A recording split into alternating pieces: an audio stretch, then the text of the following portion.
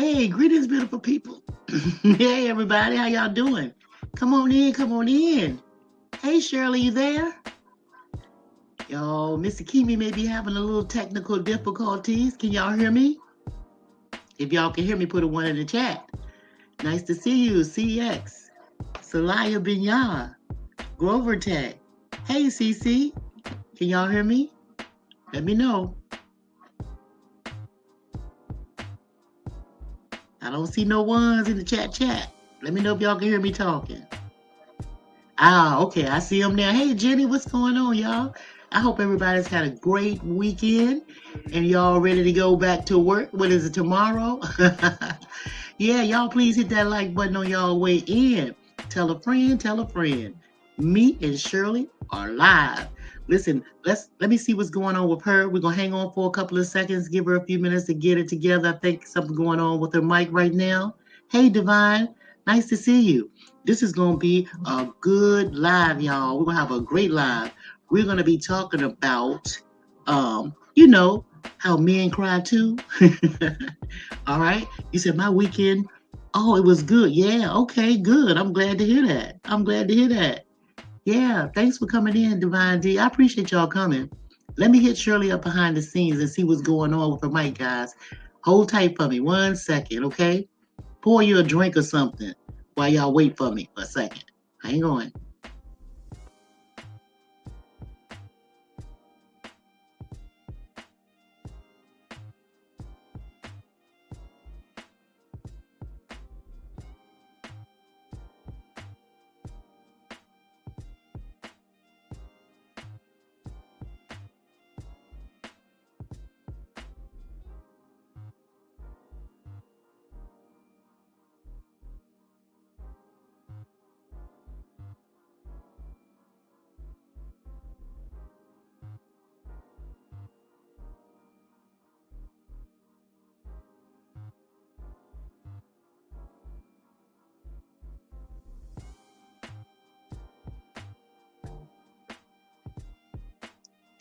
Okay, she's replugging her mic in, y'all. She'll be with us in a few minutes. So I hope you guys, like I said, had a great weekend and everything, and y'all gonna have a good start off to your week. So I'm up here now by myself, and I'm just trying to give Miss Kimi a chance to get her mic together because she have to replug it up. But listen, y'all. So let's talk about how this live stream came about. Okay, first of all, we always, as women, we think that the man is strong and they don't have a lot of emotions because they don't show them often, right? They kind of hold stuff in, right? So, and we wonder why they don't open up to us, why they don't be vulnerable, right? Why they just don't open up and tell us what they're thinking. And most often they don't do that because they may feel like we may kind of look down on them. It might take away their manhood a little bit if they show too much emotion. So they have to have that facade of being strong and all that kind of stuff. You know what I mean? And sometimes women can be real brutal when it comes to that happening. Hey, thanks, Divine. We appreciate the cash app. I mean the super chat. But yeah, so I think my girl is right here. I'm gonna let her up in the back. Hang on, y'all. I see Shirley in the back. Hold tight, y'all. Let me just put my mic on mute real quick and then try to pull her up. Hey, can y'all hear me? Y'all put some hand claps in the thing for Shirley. We can hear you loud and clear. Hey, Shirley. Can we see some hand claps, y'all? Oh my God. Thank you for giving me grace, y'all. Be patient with your girl today. I'm a little challenged today, but I'm here. I'm present and I'm It's all good. excited. Thank Yes. you. Thank you. Thank you. What's going on, Laverne? I'm just over here just a talking.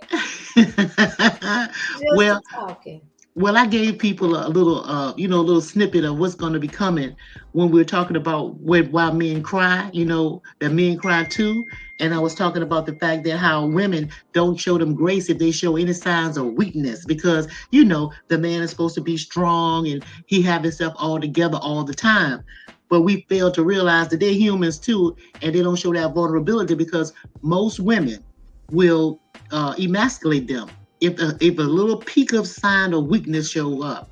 So I believe that's the reason why they hold that stuff in, right? That's my take. What you Yes. think, Shirley? Let's talk to the people. I think this is a topic we absolutely need to talk about because we are living in a time where I have never seen such level of disrespect for our men. And I'm talking about from all different age groups, backgrounds. It is just, I'm not saying that overall, but it's more than I would like to see. And Mm-hmm. if you think it's not affecting our men, you're mistaken. There's a lot of talk in regards to men not even wanting to date. It's like a liability at this point because if you can't talk to somebody with respect and lead with respect because you respect them, then why stay? Why be around them? So I don't know. I could go 100 different directions with this, but that just confirms to me that this is a great topic to talk about. Okay, so yeah, let's think about this. All right, so most women, we can be loud, we can be boisterous, we can be demanding and forceful and confident in what we say and the way we walk, the way we talk, right? So can men. But the thing is, women need to know when to fall back and when to let the man take the lead. And I think this is what has happened. We are so busy taking on the lead of everything, taking the role of the man, and not giving him really a place, not a soft place to fall nowhere. He don't have it at work, and he don't have it at home, right? So to me, that's a reason for a man to cry. It's because he's lost his grip, and the way he's lost is because the woman is teaching the children how to treat men or the man or the Yes. dad. You see what I'm saying? They see it in the household. So it's a repeat cycle. So what I'm saying is, when we're speaking to men, we need to be quiet sometime and just give him a chance to finish what he say. A lot of times in conversations, when you have a male and female speaking, the woman cut the man off. He don't even get a chance to complete his thought, right? I mean, am I wrong on that? Most No. often, yeah, we cut him off, right? So we need to know how to just be quiet, know when to hold them, know when to fold them. And when a man don't want to talk, don't try to make him talk. When they don't want to show any vulnerability or don't want to give him you any parts of what he's thinking, let him be because he would do it in time. But we always will say something like, I told you, I just poured my heart out to you, and I told you everything I needed to say, and all you can say is, okay, I hear you. Well, that's all he need to say right there. Give him a minute to get it together where he can come back and really tell you how he feel. It might not be the time for him to do that right now because you never know what's going on as a man in a household trying to take care of a whole household, like the woman, the children, the bills, all of that. Even though you may help as a woman or as a helpmate or whatever you want to call yourself, the partner, whatever your relationship situation with the relationship is. Okay, just because you contribute a couple of dollars or something or whatever that is, it don't mean that you take over his role. Because I never see men trying to take over the woman's role. Why are we so comfortable taking over the man's role? And I'm gonna mute for a minute. You got something, Shirley? Man, that was a mic drop right there.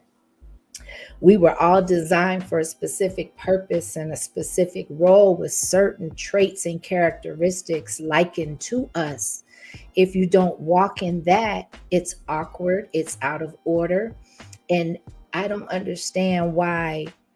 Well, I know how it came to be, but I just don't understand why women, like Laverne was just saying that women can at times become comfortable assuming a masculine role.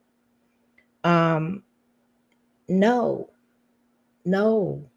Everything also does not have to be said, addressed, mentioned. No man wants a nagging woman. He's at work all day, come home, dealing with the outside world with people that don't care nothing about him. And then he got to come home and address all of your mishaps, your possible bad decisions, things that happen to you. You lead with that. If a man can't look at you as being a place of his peace, then he's going to tire of the situation and, in essence, tire of you. Women, we don't have to bark out everything that is going on with us. It's not necessary. Facts. And one thing I want to say too, Shirley, before I forget, if just think about this, ladies. How many times have you cried in a relationship and the man have saw you at your lowest point? I mean, you cry with snot coming out your nose and some more. I mean, you really boo-hoo one of them ugly cries. How many ugly cries have a man see or saw you do in your lifetime with all your relationships? I don't care how many you have. How many times have a man or somebody that you care about, your significant other, saw you cry? You probably can't even count them on both hands. Now Mhm. let's reverse that question. How many times have you seen him cry? Right? See, so what I'm saying is basically is we feel free and comfortable enough around our partner to express ourselves, but they don't. They make us feel comfortable when we cry. They will comfort us. They'll buy you chocolates and hug on you and hold you and say, baby, it's gonna be all right, give you comforting words. But when they cry, what we do? When they there, what we do? We were like, come on now, man. We call him all kinds of names. If we're not calling him the names, we're thinking it. We're thinking that he's weak. We're thinking that's like well, damn, this that what that problem is minor. We have a different way of looking at a man when they cry, and we need to change that. We really need to change it. Now, don't get me wrong. I'm not talking about having a man that cry every 2 seconds. Now, wait a minute, we talking about something different then. No, we don't want no. Yeah, we don't need that. We're not talking about nothing like that. We ain't talking about nothing like that now. Nobody wants a man that's gonna be doing all that now. That's a little bit much. And then the maybe the name may be a little bit blurred if we call them men if they're gonna cry every 2 seconds. No, we don't want to. We're not talking about that. I'm talking about when a man how when a man comes to you and you know that he's feeling vulnerable in a teardrop on his face. You know what I'm saying? I mean, hey, I don't think you should look at him in a different light. You know, that's all I'm Exactly. saying. You know, you, Exactly. you feel it. Y'all feel me in the chat. I see y'all up in there. Hey, Sassy, how you doing? Thank y'all for coming through, everybody. Appreciate y'all coming and stopping through, listening to us. Yeah. Yes. You know, So oh, I'm go sorry. ahead. No, I was go ahead.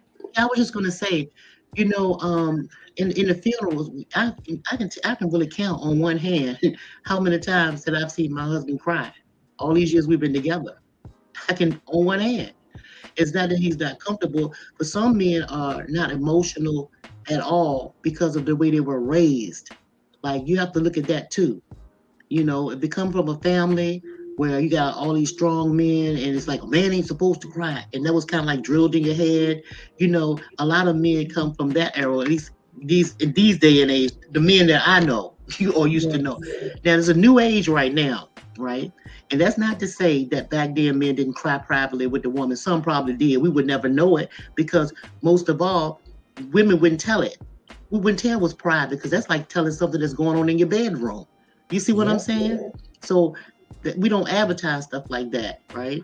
Because we have people like today that think if a man cry, that they call up, they're weak. That the strength is just gone. It's like Samson got his hair cut off. He just lost all his muscles and his vigor and all of that. You know. So yeah, that's what I was thinking. But go ahead, Shirley. You know, I I know that our core subscriber, you know, support comes from a lot of people in middle ages of their lives, but I want to talk real quickly about the younger generation and the younger generation of women that are interacting with the younger generation of men or older, hopefully not younger. I digress. But when you are dealing with such disrespect, I want to show this real quick. And this disturbed me, but I want to show it because this is a lot of what's happening and a reflection off of what they classify as the modern woman being, um, a basic attitude. So hold on, y'all. Okay, y'all, I'm challenged. Okay, here we go. Okay, call him a bitch. Disrespect him. Put him down. One more time so y'all don't get lost of where I'm going with this. Are men really the problem? This could just be rage bait just to get attention, right? You already know since we're men, we're not going to go out the way to get her canceled. We're not going to do all that reporting her page. Nothing. We're just going to be like, dang. And we're probably going to believe it and be like, man, see, this is why we just ain't going out the way to help women, right? Cool. But just imagine, flip it. Every time I speak, I always flip it before you respond and get all triggered and stuff. If a man was to make the same kind of video, I'm not saying a man hasn't, but if a man was to put this energy out there, what do you think the response would be? Because women actually are scared of men. You know what I'm saying? So they'll probably do something, be trying to call something, trying to dox him, trying to get something, trying to get rid of him, because that's another man they want put away and put down. You know what I'm saying? So just imagine if there was a man out here putting that down, putting that out there like that. You feel me? Just freely talking like that. And I let him rock out because I was waiting on me to object at some point, and I didn't. And it's like, if the roles were reversed, and Miss Yo touched on this a few minutes ago, that women, the treatment is not equal to the way that the man gets treated, not just by his peers, his family, his core tribe, but by the world as a whole. There's a huge weight on the man's shoulders. There's a huge expectation of a man. And I say man definitively, because everybody that has a penis does not move with man-like qualities, right? The women do not get revered with the same chastisement as the men do. So when you can't come home and your family be your peace, that is the essence of why he's going out there to provide, and he does it with joy in his heart in the first place. The one thing that I think a woman does not want, or nor will appreciate, is a man that will come home and begrudgingly take care of his family. But you get what you give.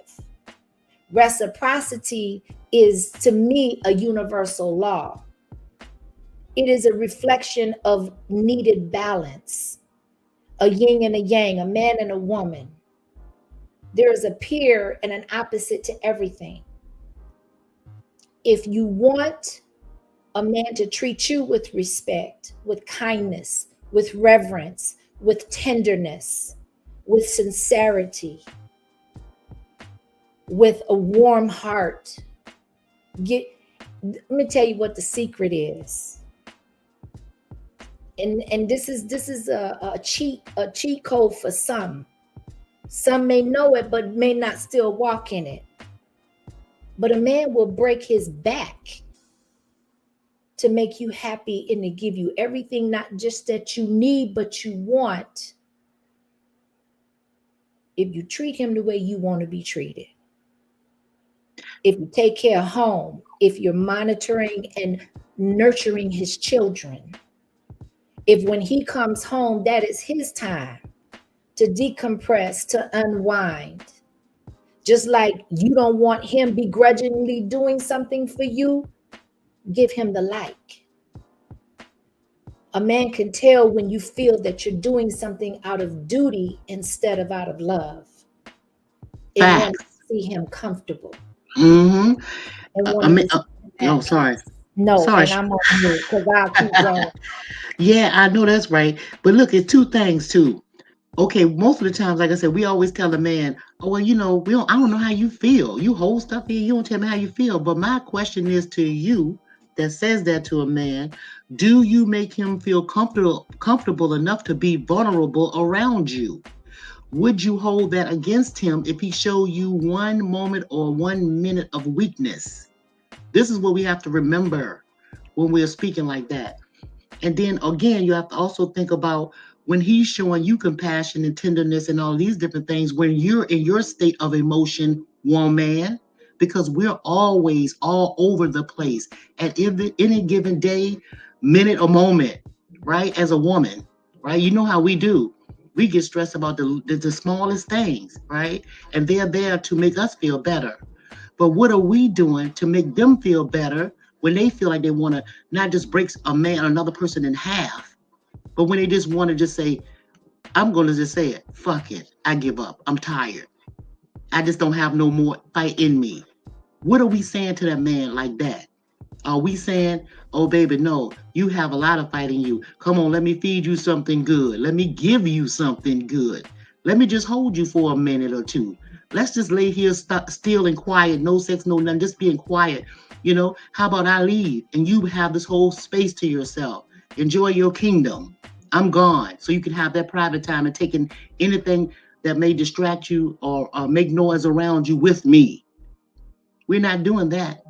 We are too busy figuring out our escape plan for our peace of mind, but we don't consider them.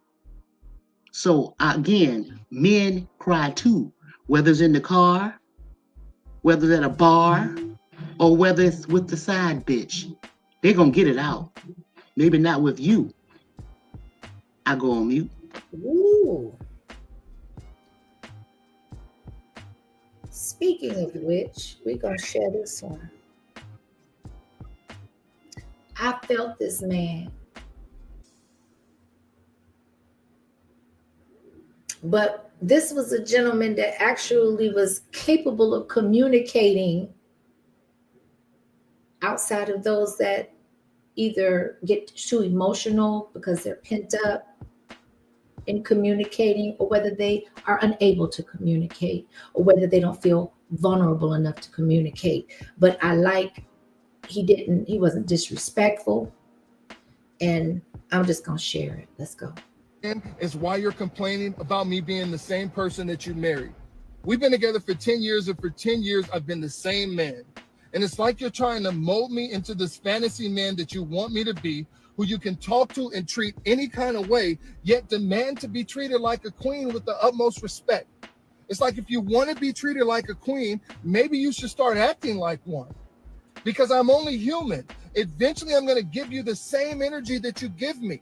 But it's like you want me to be this person who I've never been. And the crazy thing is, I've accepted that I'm never going to have a woman that wakes up at 4 a.m. and packs my lunch. I've accepted that I'm never going to come home to a home-cooked meal and a woman that serves me a plate in a clean house. Wow. So why can't you accept that I'm a great father, I'm a good provider, and I'm a decent husband? I'm not perfect, and I never will be. Wow. It's funny, Shirley, before you say anything, I just want to say this. Let the people know I didn't even get a chance to see these videos that we were talking about that you had, because we were running short on time for the live stream. And I told Shirley that I trust that whatever she plays is going to be perfect for what we're going to be talking about or discussing.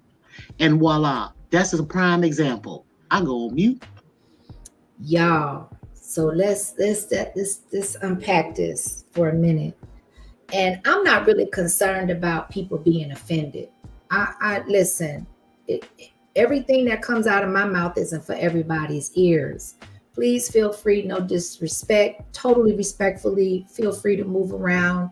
We can agree to disagree, all of that. I don't really, but what I want to say here, some people need to hear, because we are living in a time where women as a large collective are not respecting the men at all. They don't feel that they have any value, right? So first of all, he says she does not cook, she does not clean. He can't have that expectation of her doing just basic wifely duties, in my opinion. But he's also saying, you know what? I've accepted you for 10 years knowing that was a quality that I desired, but that you did not bring to the relationship nor to the marriage. Now, I'm going to call it down the middle here and say, if they've been together 10 years, depending on when they got married, he's not complaining, but if it bothers him, he should have bounced.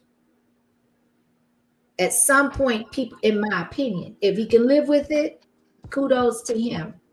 But if it bothers him and he just tolerates it, it's going to change the way he looks at her, he feels about her, and the level of respect that he has for her. And that's only going to deteriorate more over time.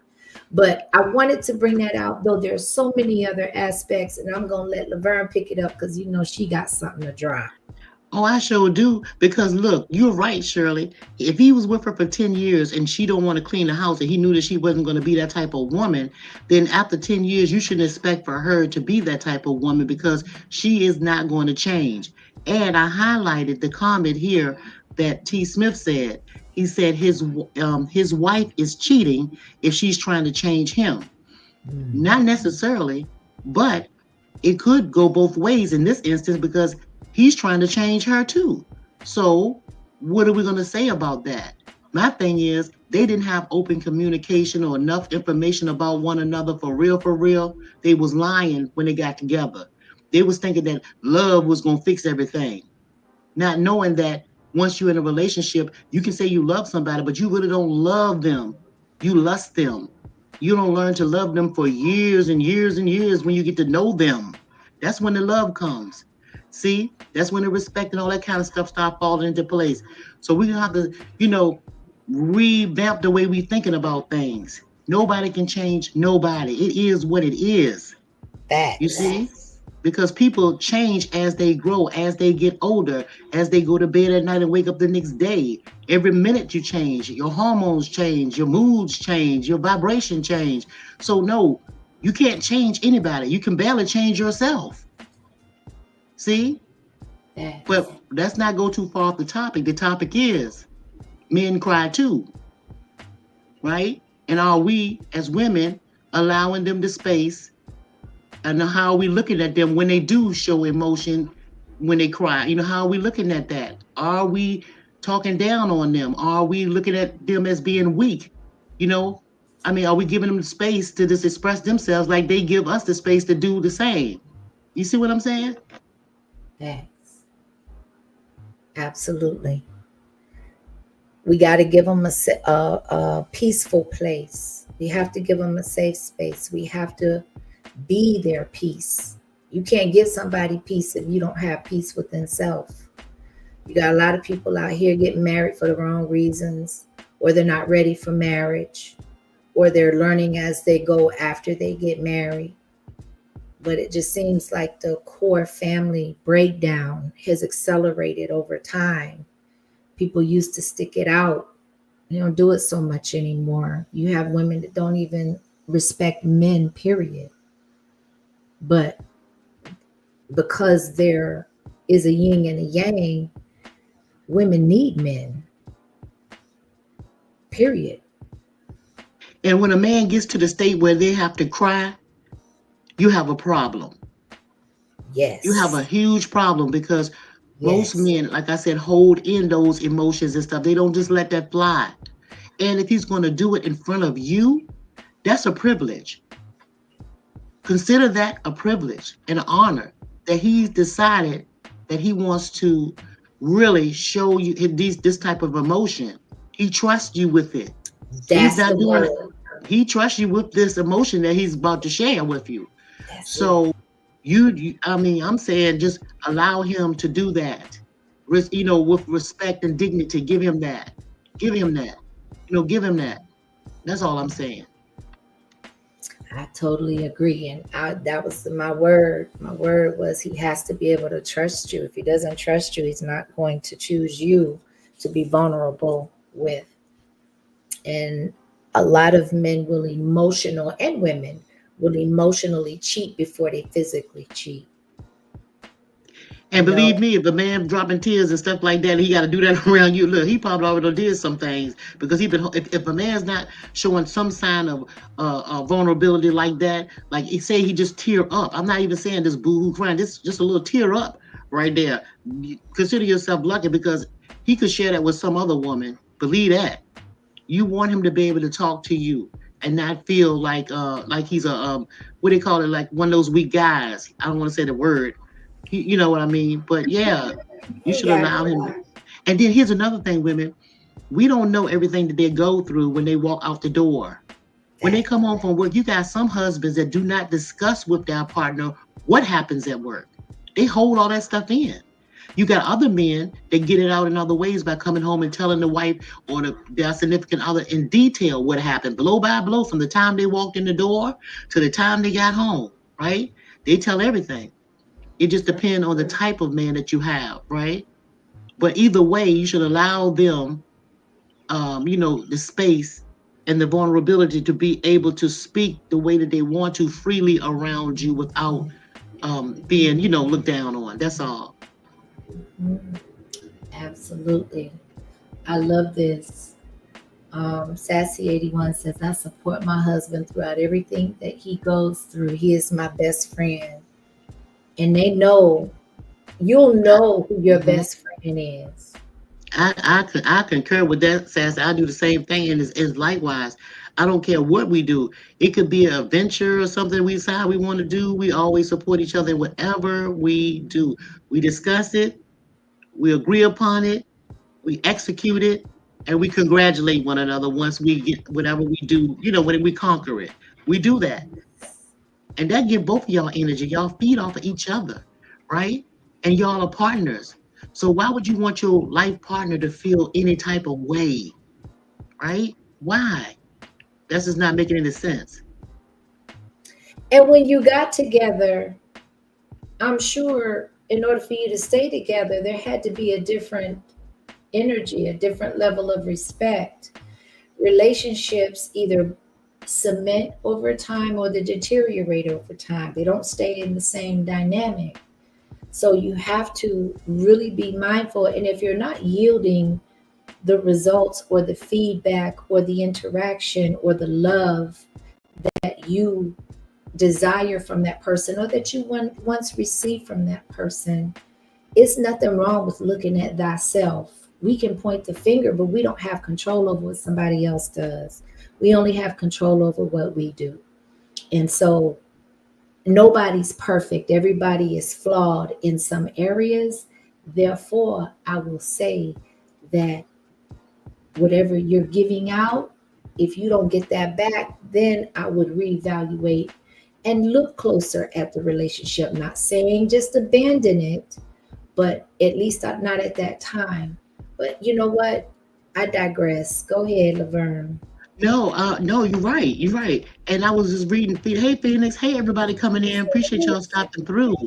Yeah, that's exactly what I said to Phoenix earlier. A lot of men don't share what they're feeling or going through because their partners look at them as weak and unmanly. And that's one of the reasons why we did this live, is because I want women to rethink at how they're looking at their man when they show a tad bit of vulnerability, because they're human and they need to express that just like we do as women. Maybe not as often as we do, but every now and again they need to just let go, because they're trying to work things out in their head on how they're going to make it, how they're going to take care of their families, how they have to listen. Men have to go through a lot more than women have to go through, I believe. Women have a way of finessing our way through things, but men, they can't do that. Women can finesse their ways on the job, right? We can finesse our ways even with our children. We can get our little things. If we want the kids to take a nap, we can take a nap with them. That way we still get what we need too. Men can't do all this kind of stuff that we do. We know how to do this. Men have to just go straight out there and get it and do it and put up with it. And for their whole lives. The Bible says a man have to work by the sweat of his eyebrow. That's all the time. So when do they get a chance to be vulnerable? When do they get a chance to cry? And when they do cry, how do you make them feel? Come on. And that's going to determine whether he ever does it in front of you again or not. How do you make them feel? Right, because if you don't do it in front of you, you're going to do it in front of somebody else, because, it's like a ticking time bomb. Just think about that. And sometimes they may want to cry, but they may argue with you or something because they're frustrated because they can't express themselves. So sometimes they'll take stuff out on you. They'll snap for no reason, maybe. Like I'm talking about, like, say you fix them a plate of food or something, and they eat the food or whatever, or they may not eat the food, and you may say, well, why you didn't like that? And they may say something like, I ain't say I ain't like it. You see what I'm saying? Now y'all got an argument. You don't know. You know that you didn't do anything. You know that you fixed the food. You know you gave him the plate. You're not understanding why he upset. Well, why would he tell you why he's upset? Why he's upset? Why would he come to you and tell you anything if every time he wants to show you a little bit of his vulnerability, you shut him down? Mm. See, so that makes him regret. What you call it, not regret you, but makes him what against you, Mr. The word. He makes him resentful. Resent? Yes, Yeah. resentful towards you, and you don't even know why. Yes. That could be a reason. And once that's done a certain amount of times and you've shown him that's how you feel about him and that's who you are, it's hard for a man to regain trust in a woman, especially if he doesn't feel that he deserved it. And there's a lot of, well, I don't know about a lot, but there's your good share of good men out there that get disrespected and mistreated by other women. And it's just not, words to me. You can heal from a black eye. I mean, not with the man's hand. I'm not saying, I'm not encouraging violence. I'm just saying that the physical attributes of some violence you will heal from, but that emotional and that internal type of damage done from the tongue, which can be as sharp as a sword, that stuff lasts, and to me it does more damage. It really does. And here's another thing. Some of you women are so nasty.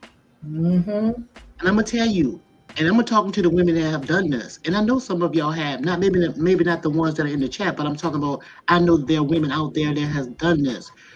Once a man cry one time or in front of you or something, or show a sign of weakness, and maybe a month or so go past and y'all get in maybe a little minor argument or something, you women are the first one to say to him, to call him names and call him a B word because you cried like a little bee.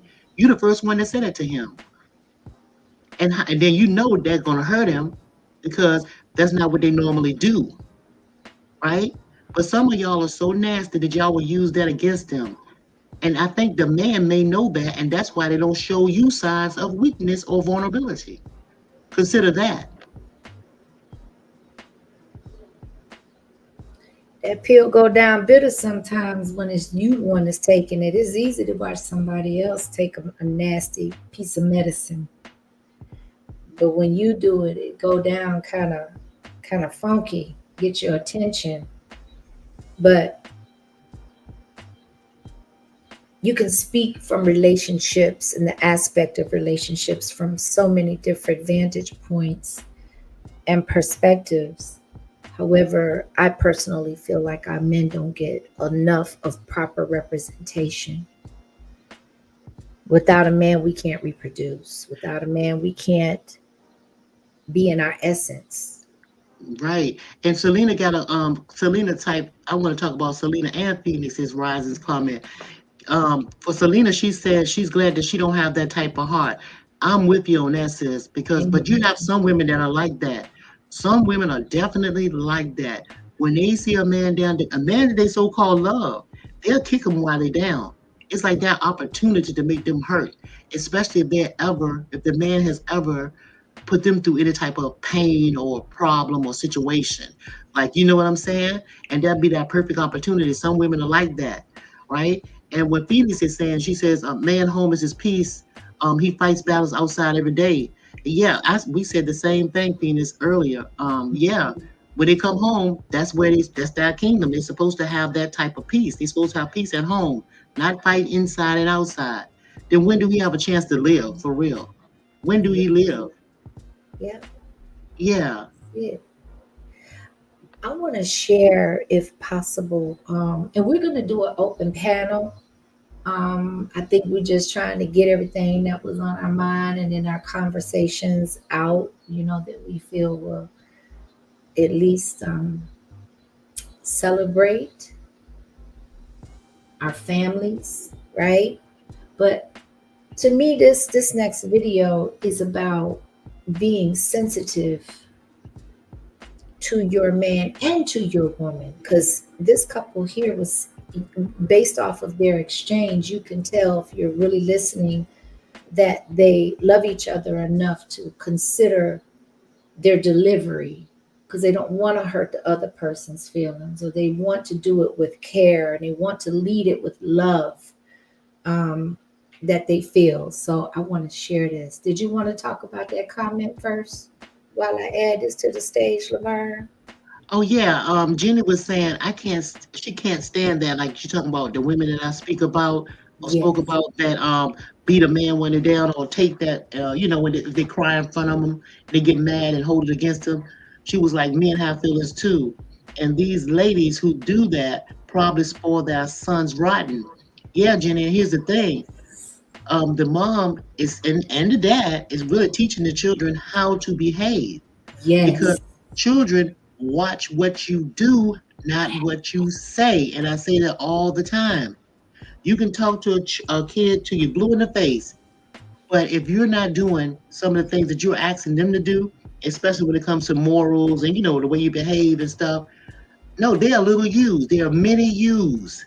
They're just like you. They're just like the daddy. Both of y'all are mixed up in that kid, and they're gonna do what they see you do. So you're gonna have to live by example or lead by example. And it may be hard sometimes, but that's our job as parents. Peace to everybody coming in. Hey, Myron. Hey, Clarence Banks. Thanks for coming in, guys. We appreciate you. I'm going on mute, Shirley. You got your thing together? Yeah, we good. Shout out Okay. to the chat. Okay, hold on 1 second.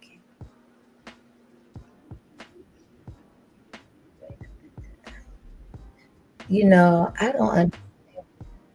Oh, y'all. Let me go on mute till I get my life together.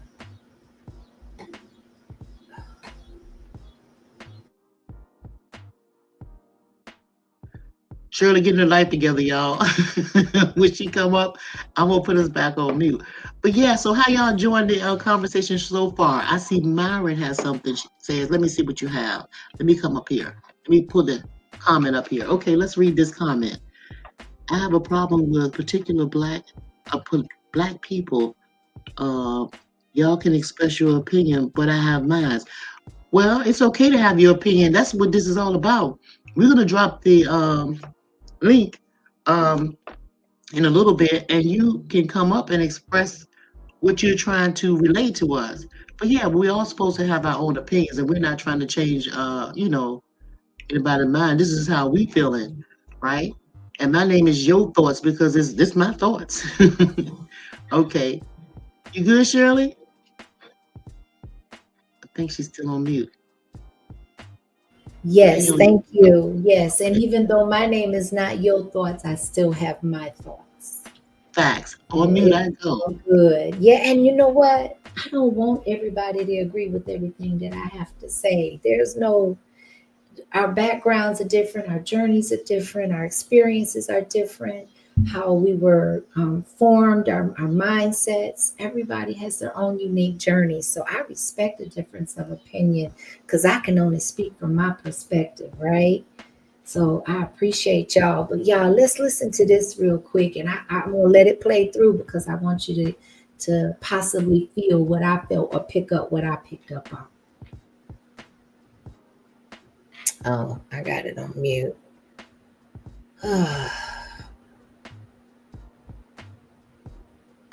Or do I?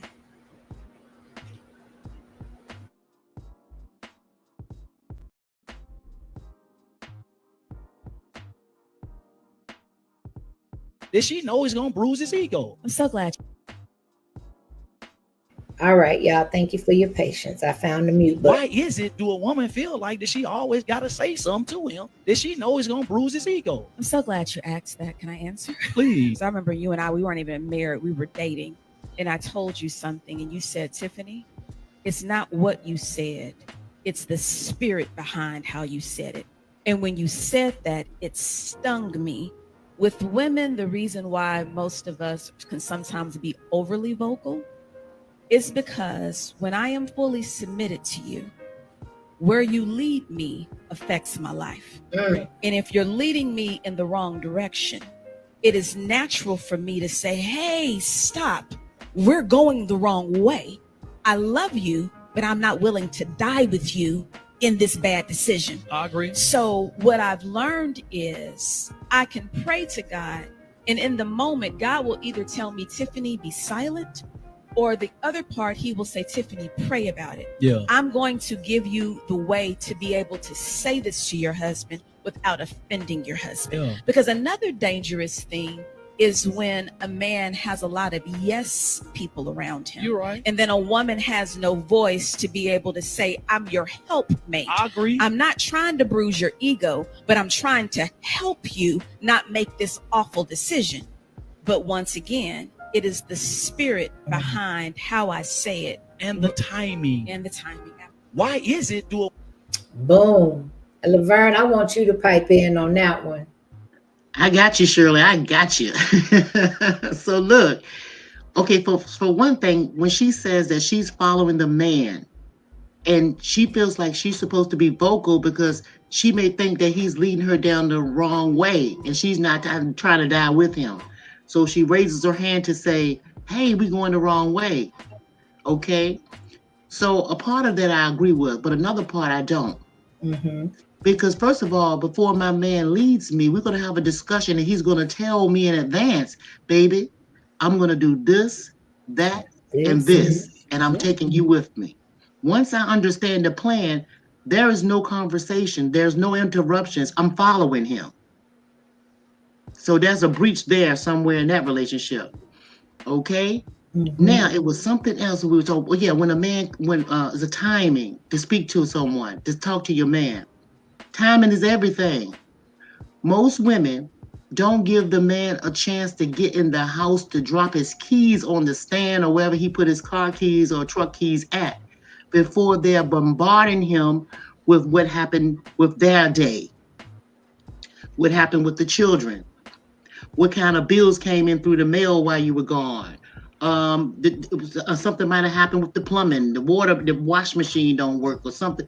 You know, we're not being considerate of that. What happens to him out there? What happened to him during that whole 8 or 10 hours or 14 hours that he was out there?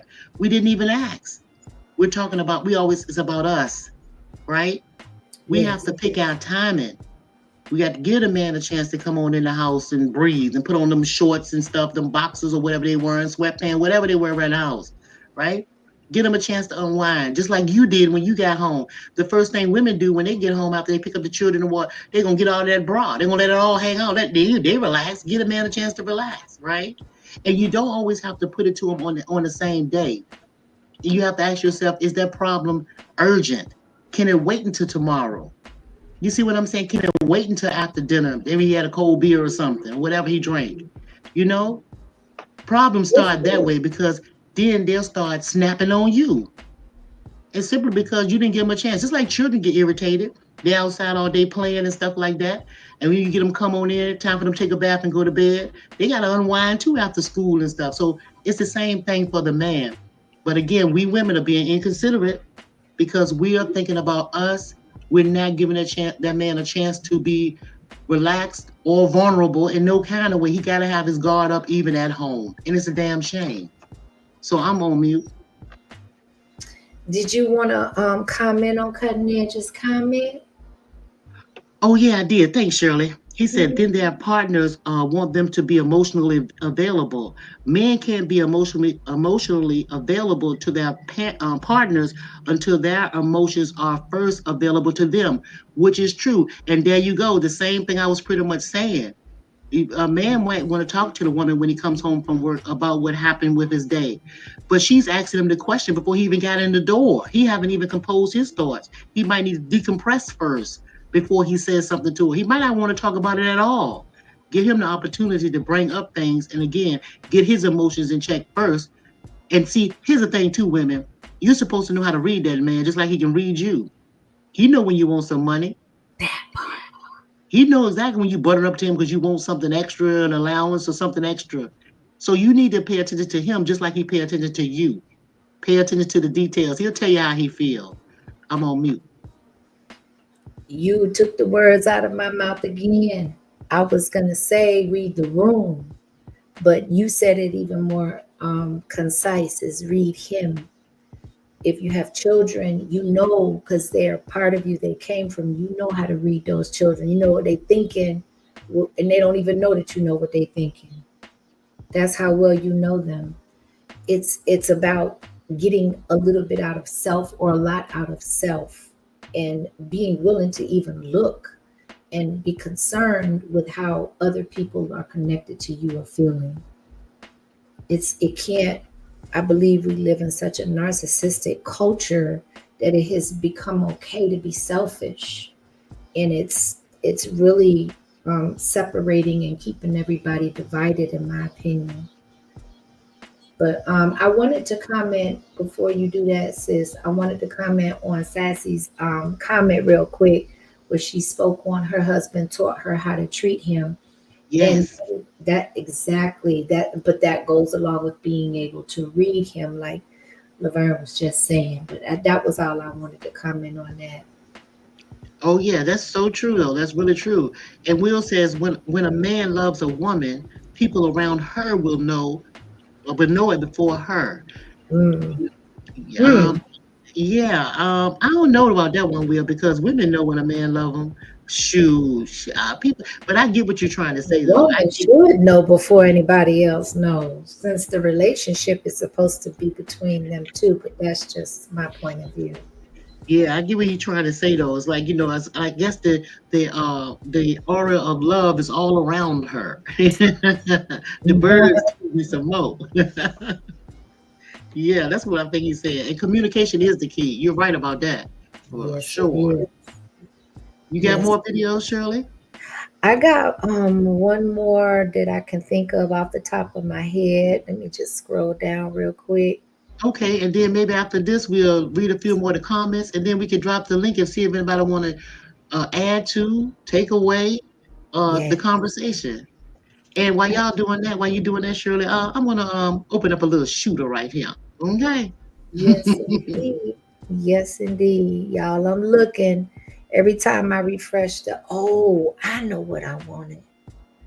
Okay, so we're gonna go. This is one of my favorite people, and there was a video, but I can't find it now. That I wanted to show of her since I refreshed the screen, but we're gonna all catch this raw reaction together. So hold on. Okay.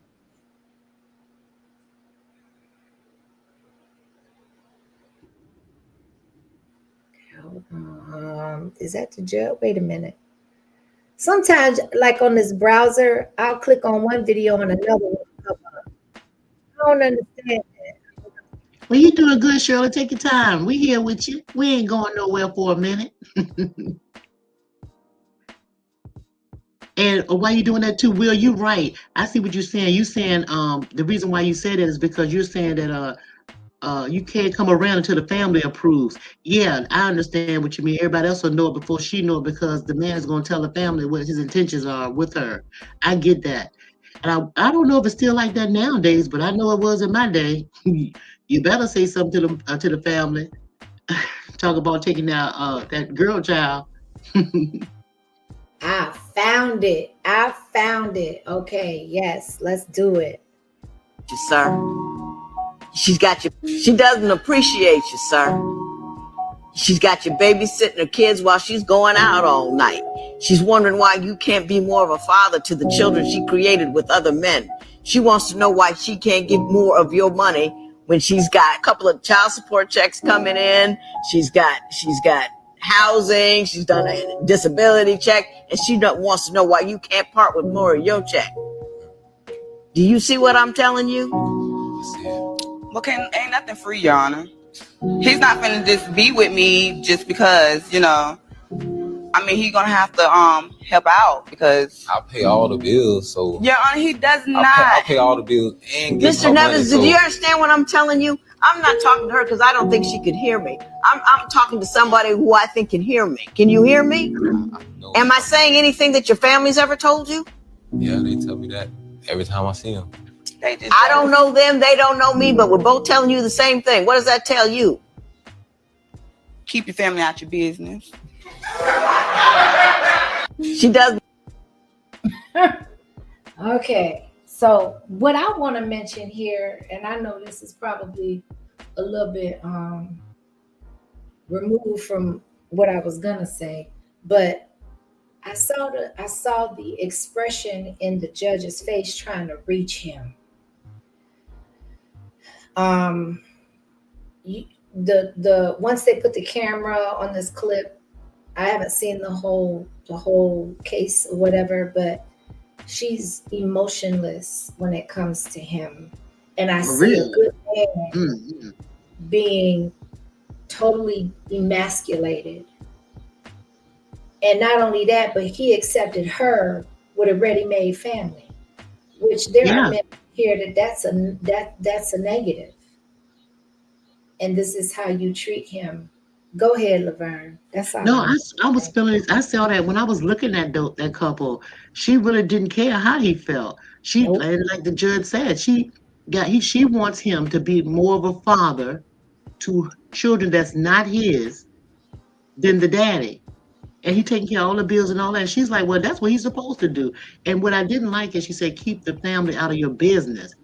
Yeah, you're not supposed to really put like the in-laws and all the other stuff in your business or nothing like that. But the in-laws are going to say something when they feel like a party is being used or disrespected, because they love them too. And don't forget, the in-laws was here before the outlaw came in. You know what I'm saying? For real, for real. So they're going to look out for that kid or whoever that person is to them. You know, that's crazy. But you can see there's a whole lot wrong with that relationship. So they probably didn't have it in the business getting together at all, you know? And that's another thing too, is like we can have these discussions, but if you have people getting together for toxic reasons, they're trauma bonding with unhealed, emotional scars, and they get together and you got two broken people getting together. What's that that saying, hurt people hurt people? Yeah. It's a vicious cycle. And then it seems like we don't really use a lot of discretion when it comes to procreating and having children. So now you're having children and adding them to this equation, complicating the situation, the unhealed situation even further. Yeah. And I want to read Will's comment. He says, Miss, your thoughts. If the mother-in-law don't get along with the wife, it's a disaster. Women run the family. The men protect them in the family, which is true. In a perfect world, the mother-in-laws and the daughter-in-laws should get along. But even if they don't get along, they have to have respect for one another in order for the family to operate properly, whether you like them or not. And that's how that's supposed to be.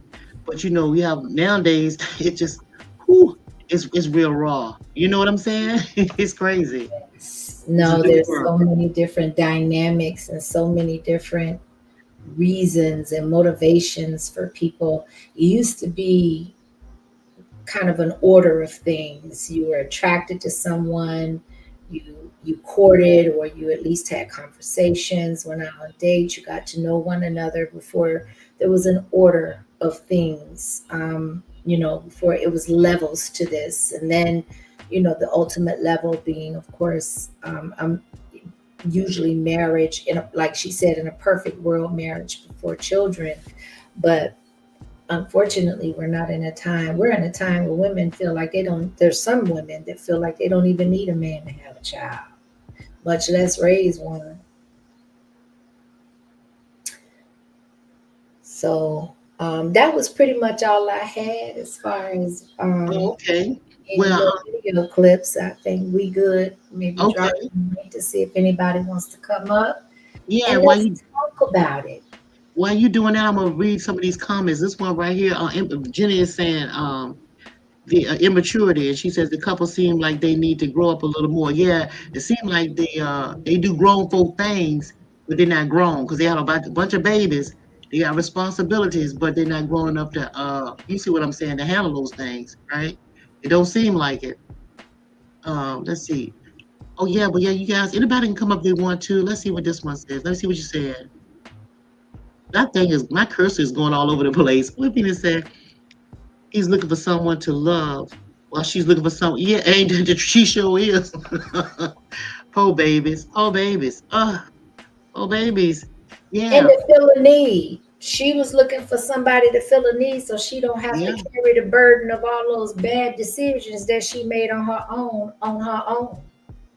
That's true too. Hey, riders, thanks everybody for coming. So y'all see the title. The title is Men Cry Too. And we're talking basically about relationships, and we're talking about women needed to take steps back and give the man an opportunity to express himself and to be vulnerable or feel like he can let down his guard enough to even maybe cry around her if needed, right? And she not hold it against him, right? We're talking about basically loving on them and seeing them through their pain and hurt and understanding them and not throwing back in their face, when they had that weak moment, not throw it back at him in no kind of way, right? Because if you love a person, you'll give them that space that they need. You'll give them the room to cry. You'll cry with them because you'll feel his pain. You'll know him so well that you'll feel his pain. And he hurting and you hurting at the same time. So y'all, how OJ said, we cried together and we cried. Come on, you know what, y'all? Okay, shit. You got this, Laverne. You got this. We cried together. Shoot. Oh yes. And that's a grown man singing that song with passion, with relatability from experience, in a time where, again, a man is going to cry where he feels vulnerable. Because I just want to say this too, that if a man wasn't supposed to cry, why was he given the ability to shed tears? Hey, boop. For real, right? Yeah. Hey, cut this and say, yo. Don't you get me started. Don't you dare. Don't you dare. Life with Tashana's in the building. Listen, y'all, we got writers in the building. For those content creators, please feel free to drop your links and the links of other content creators. If you got a page, please drop it, because I don't know if I've subscribed. I didn't know if you had one or not, but I definitely would like to if you do have a page. And to those mods, Bolo's in the building. Shout out to Bolo. We got Selena in the building. Shout out to Selena, Jenny in the building. And I know I'm missing some people, so don't take it personal, y'all. But I just wanted to interject that and add that little snippet. Hey, listen, I gotta say this. I feel like it because I see Phoenix says, "Thank you, Miss Yo." Look, that song. If a woman let a man cry, when he need to cry. And when I mean cry, I don't just mean tears. I mean just when he let out his emotions and, he feeling real comfortable around him, where he feel like he can talk to her about anything, like they best friends, they lovers at the same time. Then he'll be singing to people, ain't no woman like the one I got. No one can love me better. Ain't no woman like the one I got. Hey, I told you, we started. We done started something over here with her, y'all. There's some grown folk songs right there. You know what I'm saying? They grown folk songs. But mature, what they call it, the mature crowd. The mature crowd. That's the type of music we get off on. Right. Yeah, okay, so y'all, we ain't gonna be up here. We're gonna be midnight. So if y'all don't want to take the link, we can dig it. But dang, I don't understand why y'all don't think this is a hot topic, because I'm just saying, I think it's a hot topic. But and I can dig it if you don't want to take the link too, because sometimes people just don't even want to express stuff. When it comes to talking about emotions, love, and stuff like that, I don't think a lot of people are open. I've always been open with stuff, but some people, I guess they feel like what happens in my house stays in my house. And even if you feel like that, that's good. But try to take some of this information with you in your house. Let me in that way. Get a man a break, right? Give him a break. One thing we want to stop doing with our men. I'm not the bigger person. Leave me alone, I go too far. When somebody does me wrong, I'll catch a case. Beyond the first 48, I know I'm petty, but I can't walk away. Oh, you be safe. If you don't play in my face, don't wanna end up on the first 48, first 48, first 48, first 48. She's saying that like she mean that. Ooh, oh Lord, she can catch a case. Oh Lord. Well, I That's guess my funny bone. Listen, but you see, I prefaced it with saying that that's what we don't want to do as women with our men, and that's be petty. But I tried to transition that in. You know what I'm saying? yes. Yeah, for sure. She catching cases and stuff. Well, a whole lot of people catching cases. Ooh, let me go on mute. I think we got somebody in the back, Mr. Kimi. Hey, Salaya. He said, shaking my head. The link is dropped, y'all. Well, go on with it, Mr. Complex Design. Peace and blessings. How you been? Mr. Kimmy, your thoughts? How are you guys doing this Sunday? Well, thank you. How are you, sir? Good. Not too bad. Hey, can you guys give me just a minute? I'm kind of at a convenience store. I'm gonna get back to the house in a couple of minutes. Give me just a few minutes. Put yourself on mute, and then we'll continue talking till you come back. Nobody else has anything on the topic? Does anybody want to challenge or to give a different perspective? Well, I saw that as well. Oh, I'm sorry. I saw Phoenix said let the man should maybe a man should come up and do it because so the man we can get a man perspective on it. I like it. Yeah. Yeah. I like it. I think a lot of women probably feel the way we feel. Yeah. And I don't know. I would like to think that, especially when you gravitate to people that think like you and have vibrate on the same level as you do. But I don't know. I've been seeing some things that has just been disturbing my whole spirit. Well, I see what you're saying. Relationships. Yeah. Mm-hmm. Yeah, they keep saying a happy wife, happy life, but I think a happy man is a good one as well. Because I think everybody have to be happy in the household in order to dwell in peace. You see, so it shouldn't be one have more priority over the other, in my opinion, when it comes to that. I absolutely agree. Absolutely. And when it comes to realizing and not devaluing the fact that men have feelings or not making them feel less than because they chose you as a helpmeet in order, and with that territory goes with the ability you should be able to express yourself, should be able to communicate. It's so cliche that says that one of the top qualities in a relationship is communication. Without communication, there's going to be a breakdown in certain facets, in my opinion. Me too. I think so too. Yeah, thank you, Salaya. Yeah, but I saw something else. I think it was. Because I like making my man feel happy too, honey. Look, I feel like if the man is happy, he will make sure that you are happy. Hey, listen, Sassy, you heard what I'm saying? We won't keep him happy at all times and at all costs. That part. And guess who else will be happy too? Just think about it, y'all.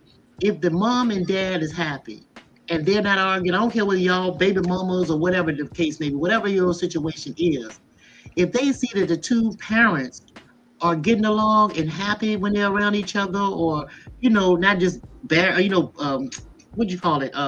Just standing them. You gotta stand just because they're there. If they see that, the children will be happy too.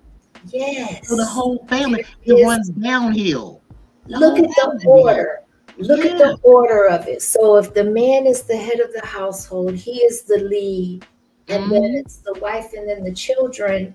If he's not at peace, happy or in good spirits, then what do you think the natural order of events is how it's going to travel between the wife and the children? And I'm telling you, ain't nothing like seeing kids that are unhappy in their own home. Yes, I'm telling you. Yeah, you know what? They take it to school. They take it everywhere they go. Everywhere. You can tell if a child comes from a happy home by just having a simple conversation with them. You really can, and you don't even have to bring up the mom and dad's name, where they live, or nothing. Just have a conversation with them and see where they're coming from. You can see whether they're speaking from a place of love, a place of anger. You'll be able to tell everything you need to know about that mom and daddy, whether they're together or not. You'll be able to tell it. Yeah. And basically, if you have your spouse and your children or your loved ones in your household more comfortable expressing their grievances and telling their problems to people outside the household, then I would look at me. Why am I unapproachable? Why Yeah. am I, or am I unapproachable? Why won't that person, my child or my significant other, find it that I would be the first recourse or the first point of contact, especially if it involves me? Right. We have Phoenix. Hey, Phoenix, how you doing, baby? Welcome to the stage, Hey, y'all. Welcome to the stage. hey, ladies. Hey, ladies. I heard most of it. You know, I be multitasking. But yeah, I was just gonna encourage some of the men to maybe hit the link and just give us your version or your perspective on the topic because this is about men. I don't want a whole bunch of I'm women up back. here talking about men. Okay, go ahead. Yes. Uh-huh. And, oh, oops. And Phoenix, and basically, I was just saying to the reason why we just like the women talking is because I was saying that I was posing a question to the women, do your man feel, can he be vulnerable around you? I would not know. I don't have one, but if I Oh, did, Okay. if I no, did though, yes, he could. but you know what Hey, I'm hey, Mr. saying. Kimmy. We hear you, baby. Hang on one second. But yeah, Phoenix. I was just saying that, because I would just that's what it was. Whether you have one or not, we had one. So I'm just saying. Oh Anyway, yeah. I'm gonna go I on mute have so y'all can experience. talk. I'm gonna go on mute, baby. Okay, so Phoenix, do you have anything? I know you coming up here to encourage the men to hit the link, but while we got you, we're graced with your presence. Is there anything you want to add? Oh, I was just gonna add. Well, I have already said it earlier in the chat. Like men fight battles outside the home every day, and like Miss Yo Thoughts pointed out earlier, we don't know all the battles that they be fighting, and because they may not let us know everything. So instead of maybe being one of those battles that he has to fight, or in a sense of like attacking him with every, and making it all about you and like he does not count. How about you do something different? Speak to him in love. Um, Yeah. have some bath water ready for him. Let him unwind. Give him a drink. Just give him some time for himself. You might be going stir crazy a little bit in the house if you're taking care of the home as you should be, but he was going stir crazy outside the house. So just kind of like make it a peaceful environment so that he is able to open up and seeing that it is a safe space with the partner that he chose. Amen. Amen. Amen. I agree. Complex, you ready to follow that up? I hear it in your voice. No, Say she right. what? No, she right. Go ahead. I'm going on mute. Me too. Well, I'm sorry, Mr. Kimmy. Say that again. No, I think I went out of order. I know you were in the Oh no, you're all good. convenience store, and I'm sorry if I went out of order, but I wanted to basically acknowledge and let you know that you part of the conversation. I'm interested to hear what everybody's got to say because I done said my piece. Oh no, the only thing that I really wanted to say, because I think sometimes there's a lot of overthinking when it comes to this. So I don't know, some guys that are listening, maybe they can agree, disagree, but typically men cry when it's necessary. Okay, just kind of keep that in mind. Men cry when it's necessary. When it's a necessary, when the emotional release requires tears to come out, that's when we do it. Otherwise, we don't do it. Right, because there's other ways to essentially repurpose that emotional energy, because that's what it is, right? And the induction of tears, and that's a response to the energy, right? Depending on the emotional input, right? So that's kind of like a last resort thing for most men, right? That's one of the main things I wanted to put out here. So if a dude does do it, just understand, you know, he's kind of dealing with some shit, because that's a last resort. The Yeah, that was majority of my men. point. Yeah, not to Yeah. cut you off, but that was my point. That if a man cries, it's that's exactly was my point. I said, well, if they're not breaking another man in half, and they resort to crying, it's a reason for the woman to pay attention and giving him that space to do that. That was my point. And when you said that crying is like an emotional release, I agree Yeah. with you on that. And you said men cry when necessary. Well, some men don't even cry at funerals, and it could be their mother that passed. So it No, depends on the man. well, To me. well, just understand that when times like that, they did it in solitude, right? I've been there, right? I've Yeah, been there. I didn't cry at my wife's funeral, but trust me, I shed a whole lot of tears, right? Right, and my husband did not cry at his mother's funeral, but he cried with me almost a month Exactly. later. So I can dig Right. that. I understand that. But the Yeah. point of this is men cry too. And the point is for the women to allow them the space and the time to do that when they come to or reach that point. You did? I'm back on Yeah, you. but I'm also saying that oftentimes they don't do it in your presence, because that was going to be the next point I was going to get to. I just kind of wanted to press it, like, what are the conditions under which the majority of men cry? And I'm not saying that you're incorrect about anything, right? I'm just, as a man, I'm explaining it, right? Gotcha. You know, but then the other part too is there's a stigma. There's a social stigma, right? Because what we're supposed to be essentially is a sponge for everyone else, right? And then the problem solver as a result. And you know, much like how everyone else can experience times where there's sort of like an emotional overload, we can experience the same thing. Okay, maybe the load is a little bit more or something. Maybe, I don't know. This depends on the individual, right? Yes. Depends on the individual. But you know, the fact of the matter is that no matter what happens, so perfect example, I'm not really sure if my daughter ever caught me crying, like when I was going through my grieving period. I don't know if she did. I'm pretty sure she might have on occasion or two, but I always made it a conscious decision to not cry in front of her. Why? Well, because, you know, I'm all she's got.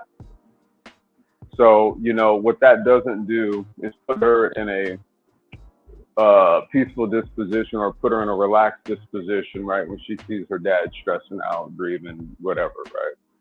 So we consciously choose the time. We pick the time and the place.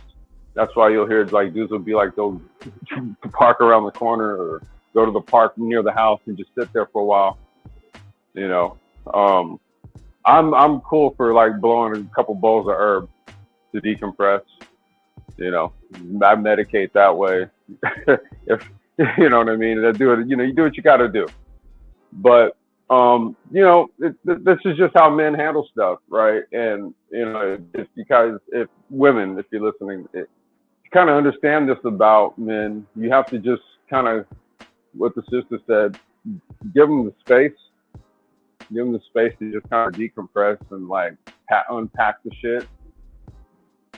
You know, because then they got to go in the house, and I don't know if the kids are small or whatever, but then the kids are going to just be like, Dad, you know, did you figure out that problem? They're not going to say that, right? The kids are just going to be like happy as hell to see you, and you want them to know that you're happy to see them, regardless of the bullshit.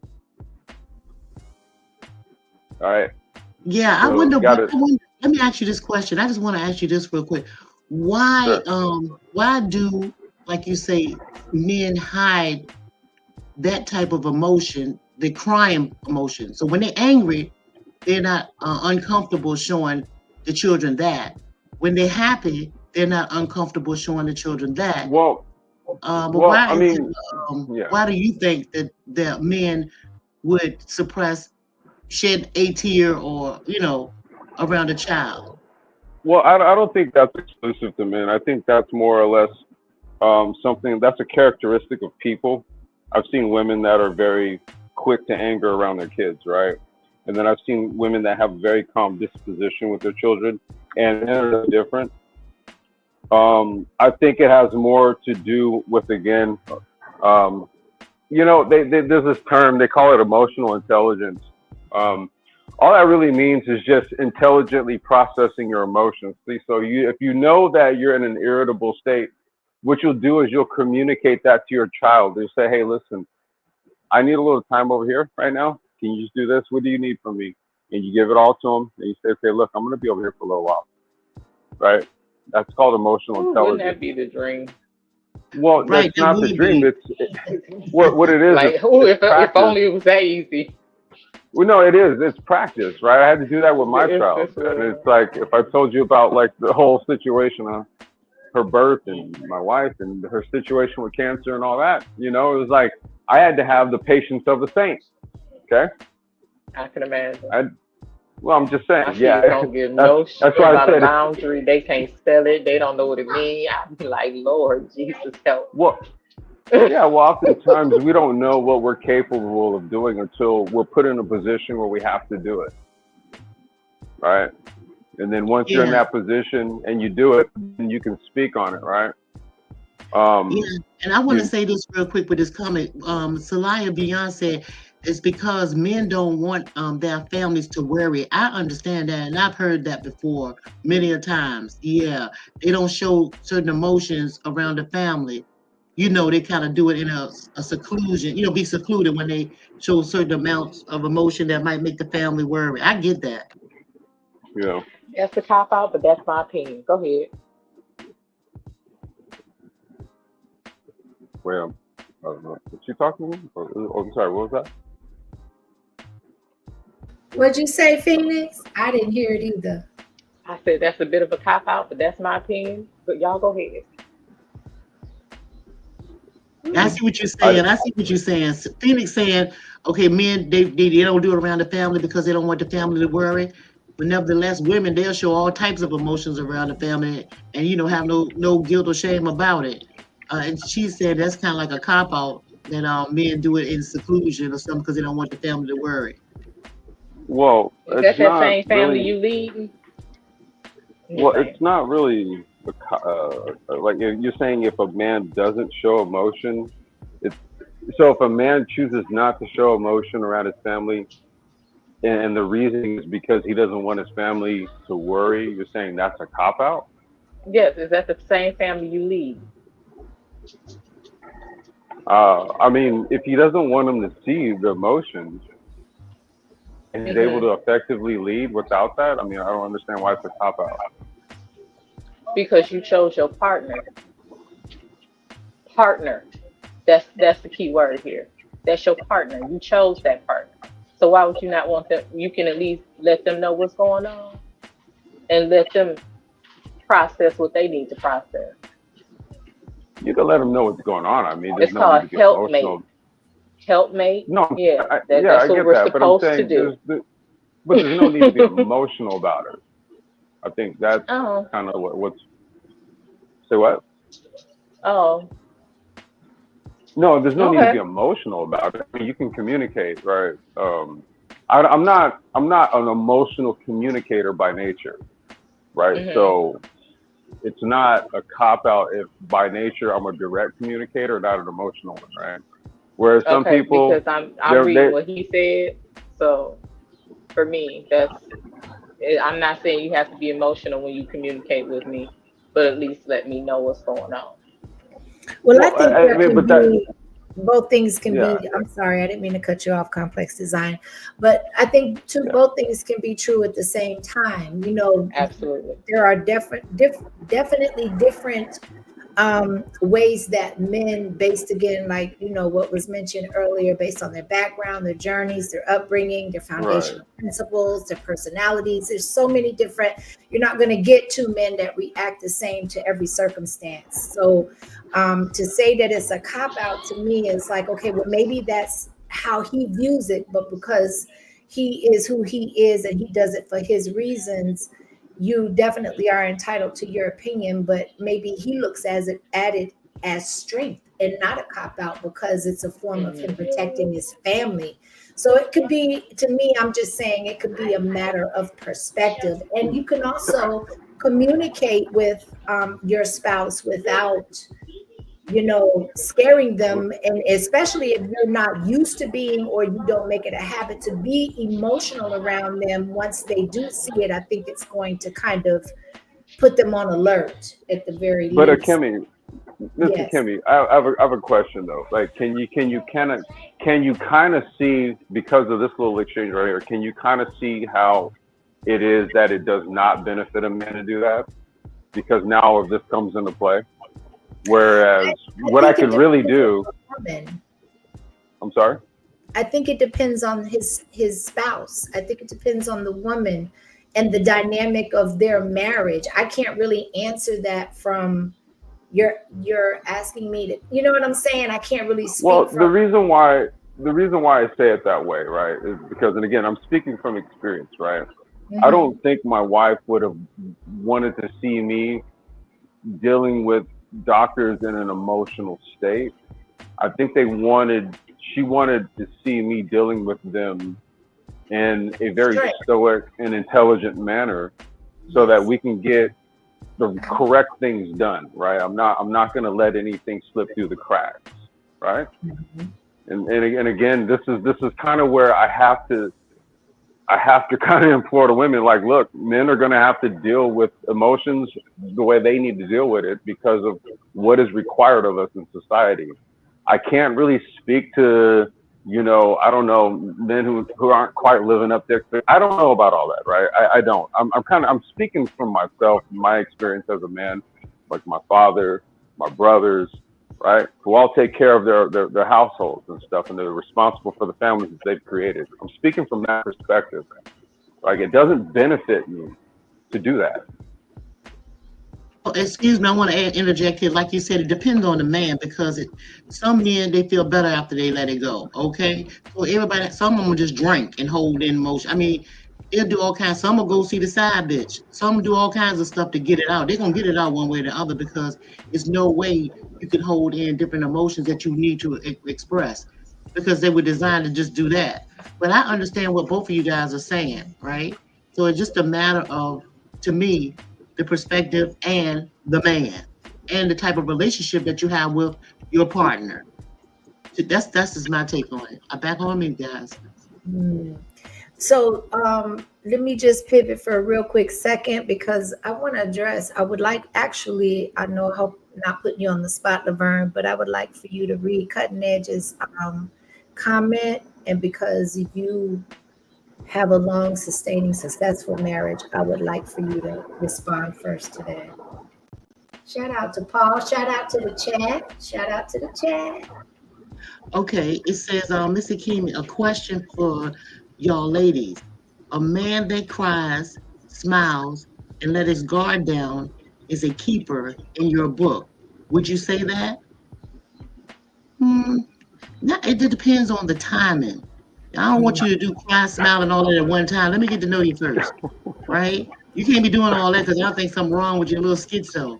And, I ain't gonna lie, because I'm not used to it. I'm speaking from my experience. I've just been with my man so long that I know him whether he says something or not. Exactly. I already know him. Exactly. I know when he's feeling away. He's not going to do the crying and all that stuff, but I know when you're feeling frustrated or what's going on with you. Because, like, we said, read the room, we read each other. So, yeah, but no, I'm just saying, don't no man do all that at one time too fast when it comes to speaking and dating with somebody. Take baby steps, get to know each other and all that. And, it just depends on what's going on. I can see a man breaking down crying if something happens, like an unexpected death in the family, a child get something happened to a baby. It's different scenarios, right? But I don't think there is a weakness, a sign of weakness, if a man shows emotions in that way. Whether he tear up and tears fall down his face, if he get choked up, that's close enough to crying to me, or for me. It's still Mhm. part of you that they didn't really want you to see, right? So what do you do about that when a man does that? You allow him to do what he need to do. If you want to be there with him, it depends on, the circumstance whether he wants you around him or not. Just respect his wishes and just allow him to do what he do and just make something move. Get out the way if you have to, but let him do what he need to do, and regardless of what his emotions is. That's all I'm saying. Well, Let him be free to do well, it without throwing it back up in his face in an argument and you're making it look, you know what I'm saying, like he did something wrong. well, I mean, I'm looking at these floods that just happened in Texas here, right? Prayers out to them people in Central Texas. I don't know if you guys know about some floods that are going on. I don't know if you guys heard about those, but there was a camp, and right now I think there's like 12 girls missing. Right, this camp got flooded out, and I was watching, some of the news coverage from this yesterday, and there's this guy, and he's there, and his daughter was there, and I'm sitting there watching it, and I can literally see him literally holding it, because I'm like, dude, I have a daughter, right? If she was there and some shit like that happened, I don't know how you could put a camera in my face and I'm holding it together. I'm literally trying to go out in this flooded area trying to find her ass. Okay, that's what I'm trying to do. And this dude like literally did everything he could to hold it together, and just say, well, I'm praying that they're safe and okay somewhere. And you can see it in his face. He didn't not want to face the very real possibility that his daughter was gone. And in that instance, it's like, I don't know how any man is expected to hold it together. Right? I don't know. It's just like that at a point where it's just sort of like, okay, what do you think? Men are superhuman? Maybe a couple of us. I don't know. Sorry. But something was funny too. Something that's funny? Think about this. We're talking about this, and it's cool. We're talking about what's happening. But think about this. When men watch movies, so more men will show emotions to the movie screen and the television and let that go when they're in a recliner chair looking at a movie that's scary or crying than they would with their mate. They're more comfortable crying at a television screen. That just don't make sense to me. I can't understand. Well, there's no potential repercussions for crying at a movie. Whereas if you cry in front of a woman, man, she may use that shit against you. So. Well, that's what I'm saying, but that's the point I'm making. And it shouldn't be no repercussions in real life. That's the point. Okay, I'm going to move that. I agree. Yeah. We got Celaya on the panel. Welcome. I think this is your first. Is it your first time, Celaya, on the panel? Yes, it's my first time doing this. Hey, Celaya, how you doing? So glad you're here. Hey, can you hear me? Yes. Yes, oh, okay. Yeah, I just wanted to address the cop-out. Things such as that kind of is the reason why some men don't express, whether it be a cop-out or whatever adjective we want to put to it. It's real. Some men, and one size don't fit all, and we are talking about men, and it does depend on the mate that you chose, and depends on y'all conversations. But conversation doesn't equate to an emotion that a man is going through. It's an overwhelming thing that is happening. He has the world on top of his shoulders and his family. He doesn't want his family to have any inkling that something is awry. Now, he would discuss with his partner that, look, we got this going on, and that's going on. These are the issues that are happening. But how I feel about the issue, I may guard that, protect that, because I'm trying to protect my family. And that's not a cop-out. That's just a reality for a man. No different than a woman expressing whatever it may be. On the other side, I could call it a cop-out. But no, that's real for her. And I need to deal with that with diligence. I need to deal with that with intentional care. I need to deal with that as if she's on the surgery table, getting the surgery. And I don't need to infect it in any kind of way with what I may feel. I just need to tend to the matter. That's what we would hope our women would do for us. I dig that. That was loud and clear. Absolutely. Facts, bro. Facts, bro. Yeah. Facts. Uh-huh. Because okay, so by the man being a protector, so he's protected in every way he know how, Every way. even down with his emotions. It's protecting us still. So women, so let's stop forcing the men to show emotion if they don't want to. Now we understand that. I never said that he has to force emotion. That's not what I meant. No. I I said know to you didn't. share No, the listen, information with I their know you partner. did. I know you didn't say that. I'm saying this. No, you didn't say that. That's not what you said. No, I'm just talking to Salaya about what he just said. I'm like, and this other gentleman, I'm getting a light bulb moment. What I hear them saying is the reason why some men don't cry or let us see them at their weakest point is because they want to protect us in every way. And if we get an inkling of them feeling vulnerable or don't have it together, then they'll feel like they're failing as far as protecting us. That's the point that I'm just making. Yeah. That's very true, because I remember, I think I was in my early 30s when I saw the first time I ever saw my father cry. And it was for something dire. He could not, it was just not something he could contain. And he just happened when he got the news, he just happened to be in my presence. And again, I was in my 30s and me and my father were very, very close. But he was a true protector of my family. And I knew that was why I had never seen, him shed a tear. But when he did cry, it caught me off guard, and it did make me question, like, is everything that's connected to me in danger? Is it vulnerable? And so that is very true. But he understood something that at that time I did not understand until it actually transpired. And then years later, I was still gaining understanding as to, because he didn't articulate, he might have articulated himself to my mom, but he didn't feel that was his position with me. He was surely my protector and my life giver and my father. And that's how he walked.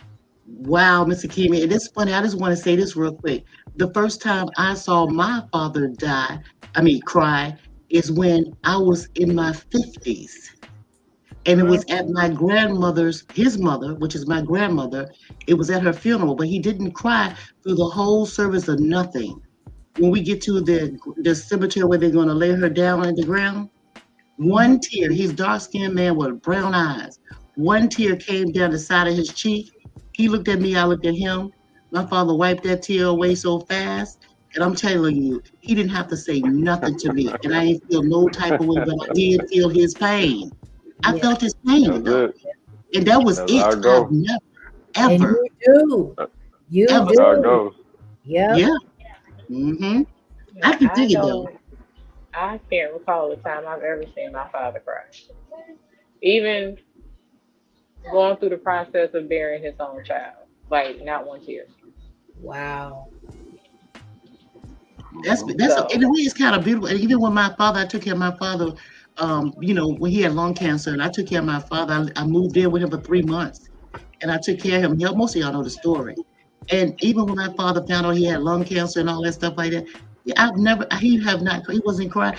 It was like I've never seen another tear. That was the only tear in my whole life, that I'll be 63 this August coming, that I see my father cry. Period. And my mama told me, though, when I got married and I eloped and got married, my mom said my dad cried all night. He cried all night. It's something that I wanted to reiterate.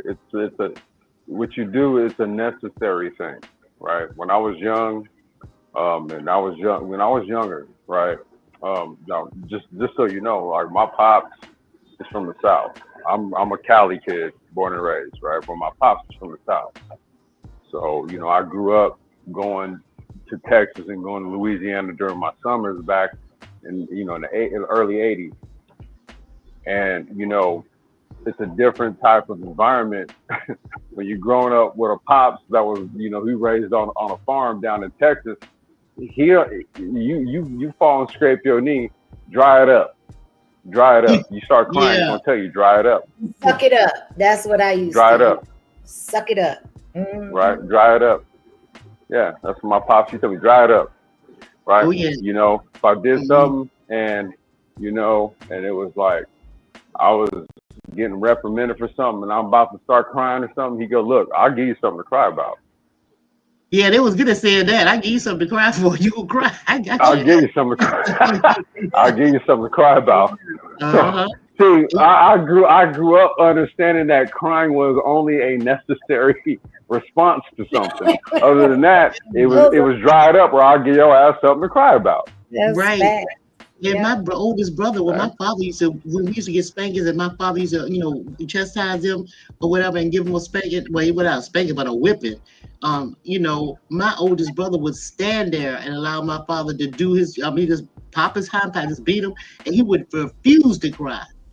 So and we're from the South too. So yeah, I have never seen my brothers do no whole lot of crying and none of that stuff either. Nah, none of that. What that is too, just so you know, what that is too, that's them acknowledging they know they did wrong. Yes, he was defiant too. That's what that is. Yeah, and my brother was he was getting ready to be 12, getting ready to turn 12. And my dad was teaching them, it was almost like they had like that man thing going on. The becoming a man, and I'm the man of the house, and you still a child, you're not grown yet, in between those stages. That's the time I saw that. Uh-huh. Right. So piggybacking That's where all that is. That's where all this comes from. And I was going to say, so piggybacking off of what the consensus of the men and the protectors of their family and the roles, and again, that comes from their upbringing, that comes from a cultural stance of how they were taught. And that's a whole cultural thing, because that wasn't just in my family, that was in my extended family, that was in my next door neighbor's family, my best friend's family. The men just were taught not to show emotion. And then it just makes me wonder, though, there has to be a delicate balance, because again, if God didn't intend for men to express themselves in that way, then I believe that he wouldn't have given them the capability of doing so. So if you have it and you don't utilize it, or you don't find a balance, but it's hard to do that when culturally it's ingrained in you to basically just suck it, like you say, suck it up, dry it up. You deal with that in private. That is not something you do in public.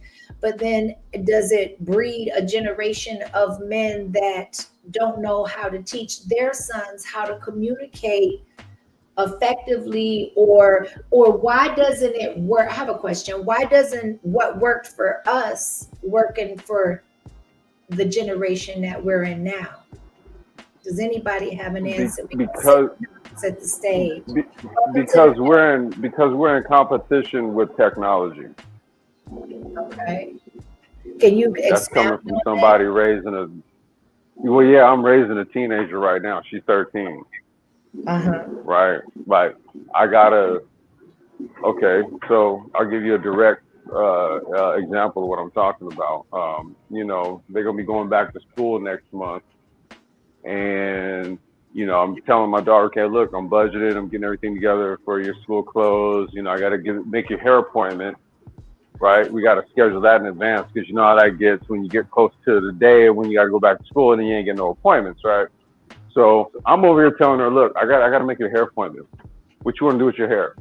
Now, she had been just basically straightening her hair, her own hair, and rocking it straight, right? So she says to me, well, I want braids. I said, you want braids? Okay. All right. So I'm telling her, well, what's up with the braids thing? Which one? I'm just asking her. And, she gets to talking about how people don't like this, and she's my color. So she's like medium tone chocolate 4C hair, right? Head full of it. And she's dealing with this social media shit, okay, this is what I got to deal with. I gotta fight the narrative here, right? Where there's all these negative messages, because we see it in the let's say the adult YouTube space, right? Oh, single mothers this and black women that, and these broke ninjas this, and you hear it, right? And then what do you think is happening with the younger ones and their little algorithms on the TikTok and wherever, Instagram, wherever else they'd be out? What do you think is happening over there? Same shit, right? And so I gotta fight this. This is a daily thing. I gotta fight. These are conversations I have like once a week with her. Back when I was growing up, though, I don't really recall these conversations about hair like that. It wasn't this deep, having to deal with self-image issues and shit. Yeah. It wasn't as deep as it is today. It was deep back then, but it's nuts today. Well, let me tell you what I think. That's what I think. Go ahead. You got it. I'm gonna tell you what I think. Okay, first of all, back in the time when I was growing up, we were taught to be in control of your emotions. We knew that if you were out of control in your emotion, it could cost you a lot of problem and heartache. Think about the people during the slavery time. If they lost their emotions and didn't keep their emotions in check, it could cost them their life, right? So that was passed down to us, my generation. Yes. That you have to stay in control of your emotions, because if someone else can control your emotions, they can control you. So that is why the men in my era didn't do a lot of crying and expressing themselves in that way, right? And it did show signs of weakness if they did that. So I'm just saying it was taken over with us through the generations up into me. So I am very well versed on how to control my emotions. I can smile at you and be hating you at the same time, and you will never know it. I was taught that. You know what I'm saying? Yes. So, and we know Absolutely. how dangerous it is to let your enemies know, and I'm saying enemies, know how you really feeling, not unless you're ready to do something. That's the way I believe. I'm on mute. Yeah, so I'm raising my children to actually be emotionally mature and stable. Because like Miss Joe said, and I say it all the time, your emotions will get you in trouble. You cannot react from emotions, because that will always lead you into something that you did not want to go down. You process your feelings, and then you express yourself. Because anytime anybody has ever reacted out of their emotions, it's never ended in a good way. That's a fact. Right. So you always have to be logical. Like I tell them, I have your back in public, but behind closed doors, I'm gonna let you know like what it really is. Mm-hmm. So that's what you had going on with a lot of these protests, right? A lot of people being emotional about stuff and not being intelligent about it. Yeah. Yeah, I don't understand the premise of protest, because they don't really do anything too much these days. Well, that's the intelligent thing to say, right? That's for emotional people. But yeah.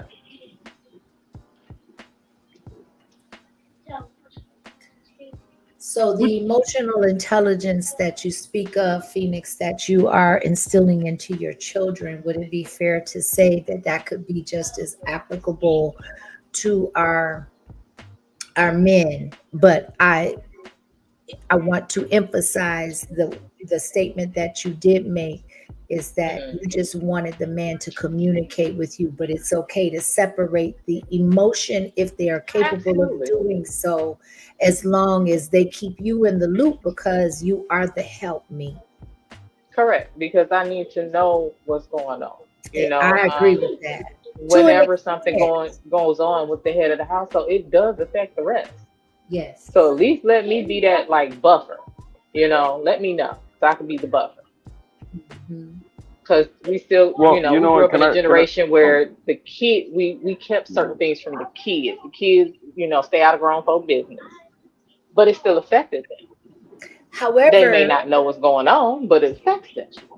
Okay, so apply that same statement that you just said to the head of the family and then the spouse, the woman, right? And they're using their discretion and their discernment. Do you agree that everything does not need to be revealed? Because let's remember something, the man and the woman are dealt to process and to handle different weight classes of stress or of opposition. Absolutely, because that's just people in general. We all gonna process anything differently because we don't have the same journey. So that's just people in general. Me, I am pretty much transparent. So,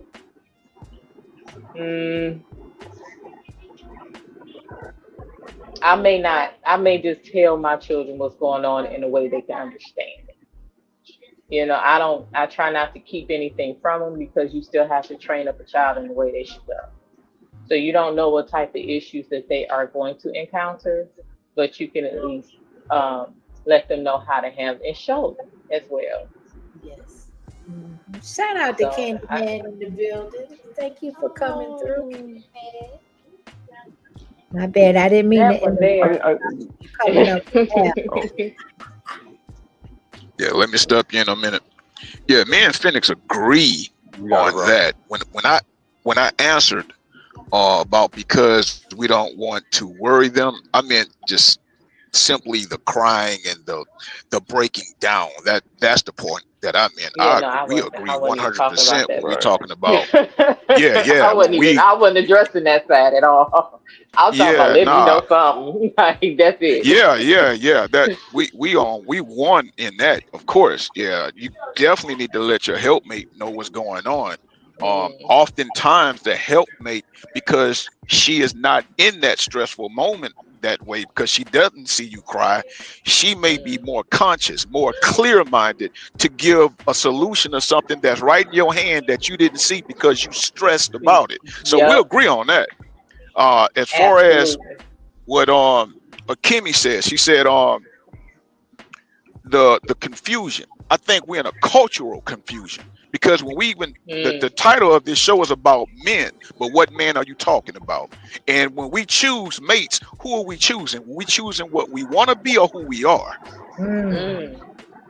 So when you say man, are you including other ethnic background as a man? Because they don't walk the walk out walk. They're not built that way.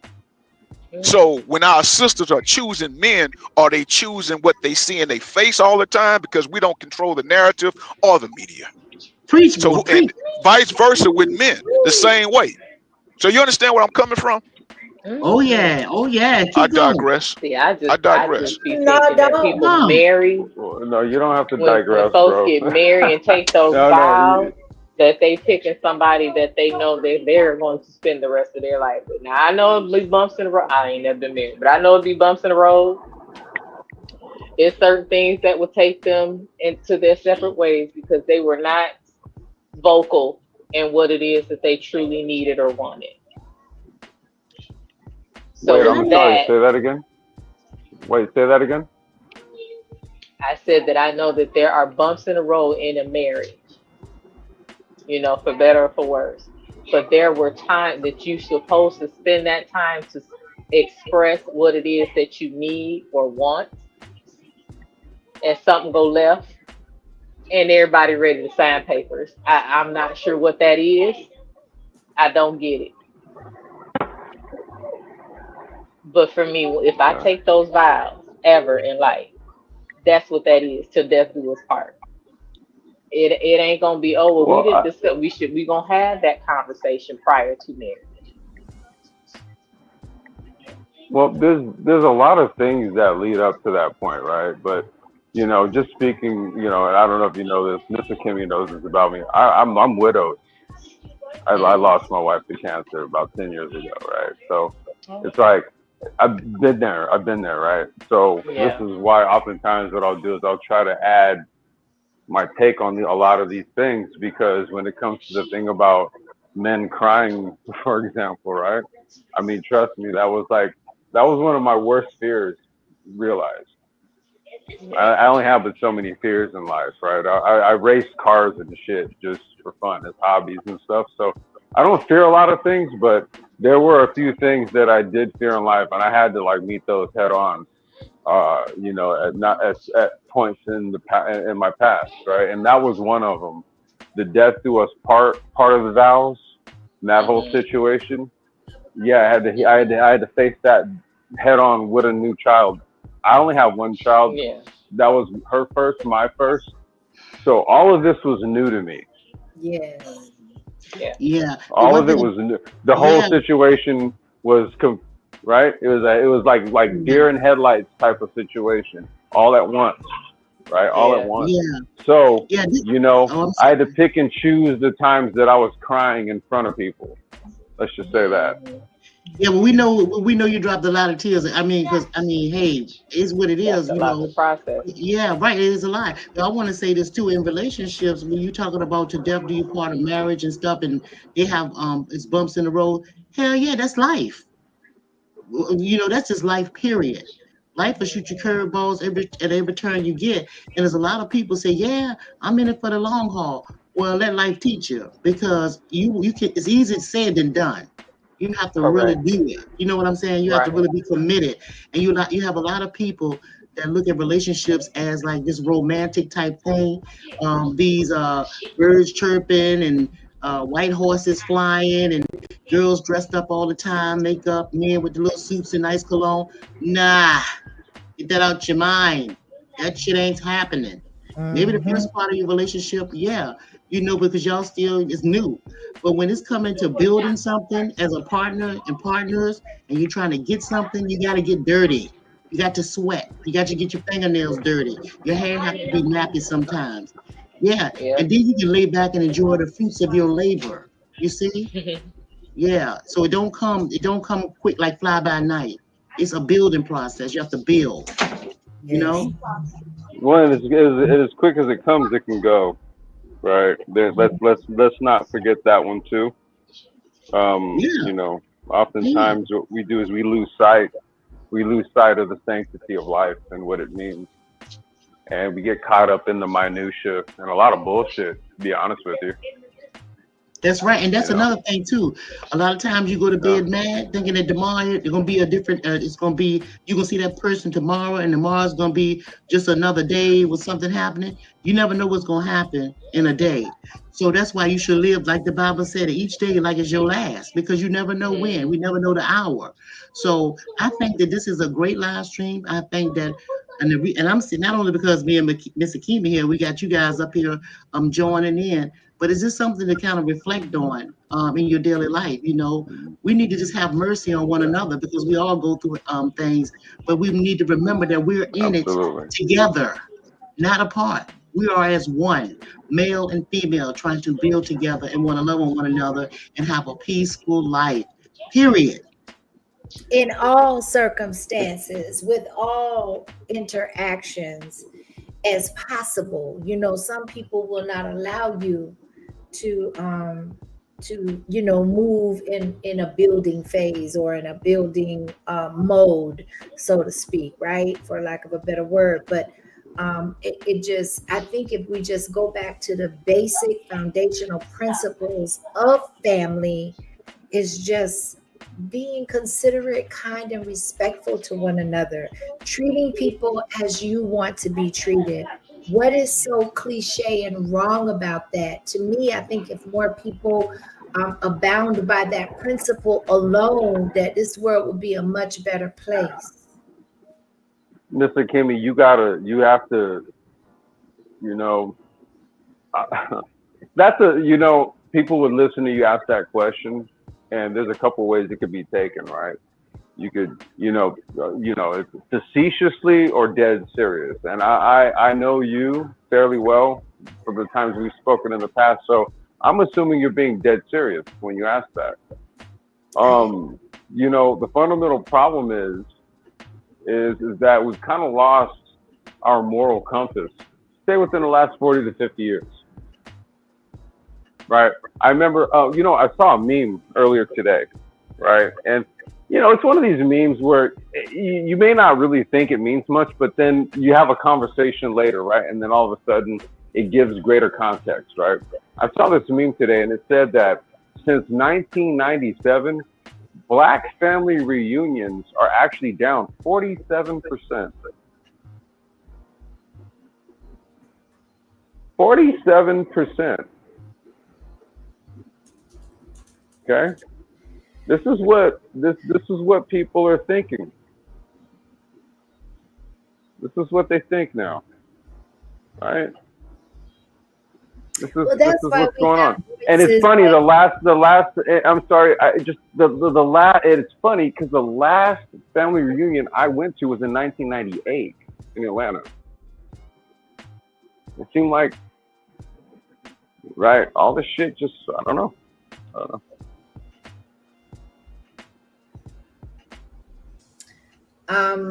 So I appreciate that. You know, basically, the whole premise of us even coming on here and talking about this topic is not because we feel like a lot of people it was going to resonate with a lot of people, or that a lot of people would be interested. However, I can't help but walk through my daily travels, no matter where I am, whether it's the gym, whether it's the grocery store, whether it's the confines of my own home, whether it's driving in a car. I can't help but observe, because I've been living long enough to see such a contrast in family structure to the dissemination of family and the breakdown of the family unit, that somebody's got to talk about it. There's way too much propaganda, way too much coverage, way too much emphasis being put on women not needing a man, mothers being able to single-handedly raise their children, fathers abandoning their families because they can't, the mother's insufferable. Why? Because nobody took the due diligence to take care out of picking their spouses, out of looking at it as a lifetime commitment instead of a moment of pleasure or a fling.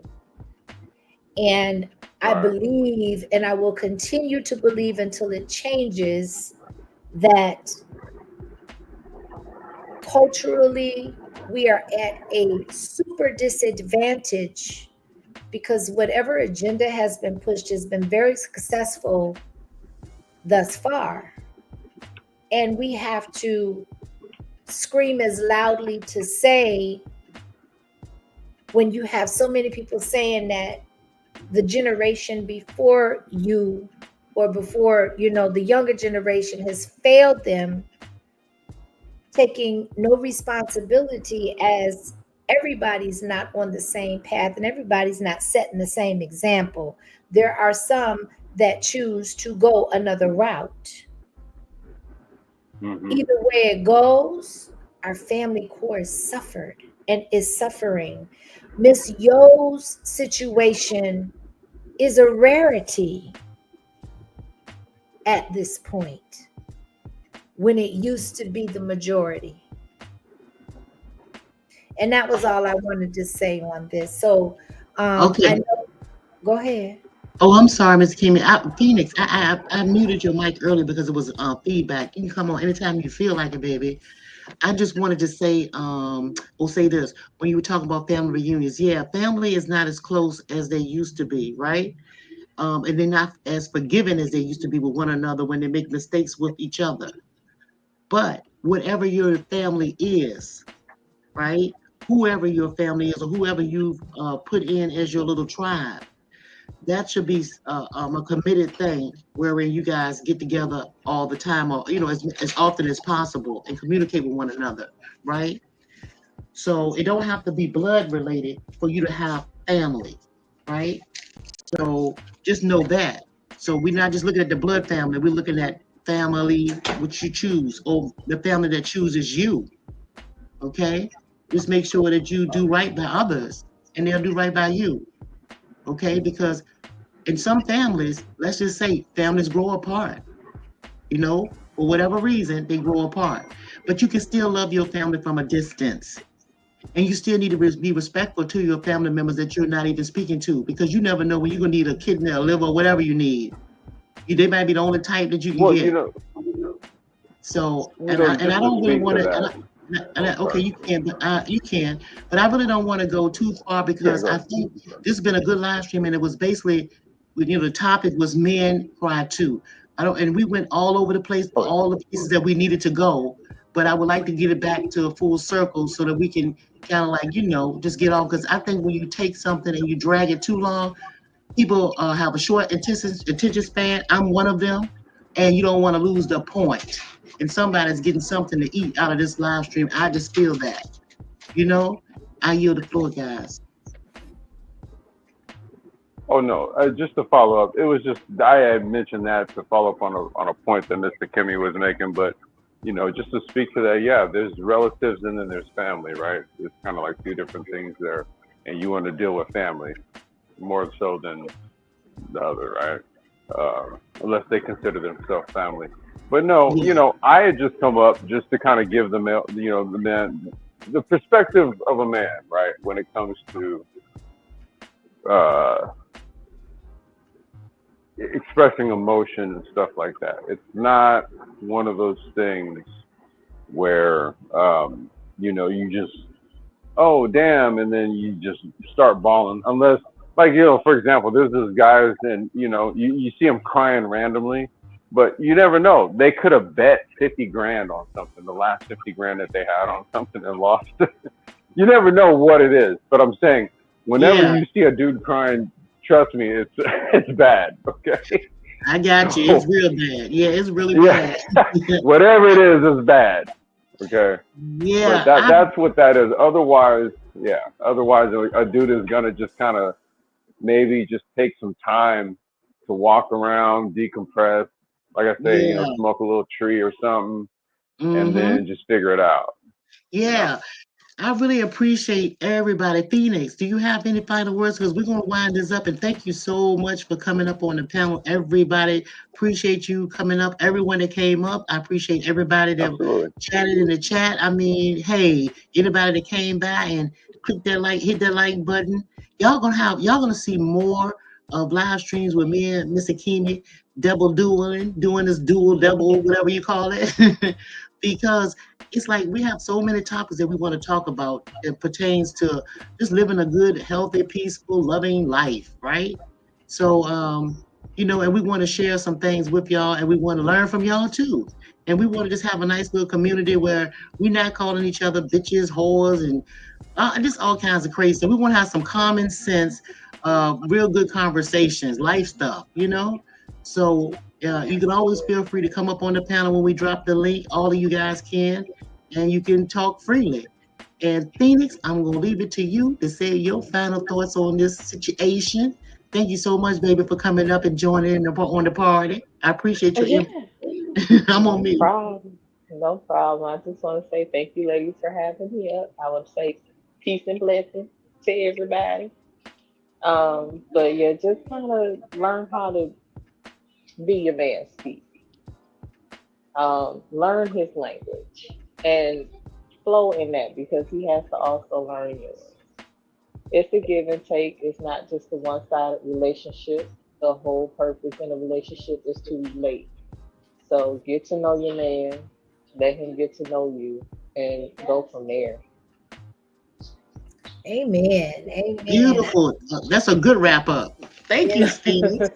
Thank you, babe. Have a good evening again. Thank you for having me up. You too, anytime, baby. See you later. See you in the chats. All right. Okay. Listen, I know I was having technical difficulties, but I didn't want the live to end without giving a great appreciation and gratitude for Divine NJ,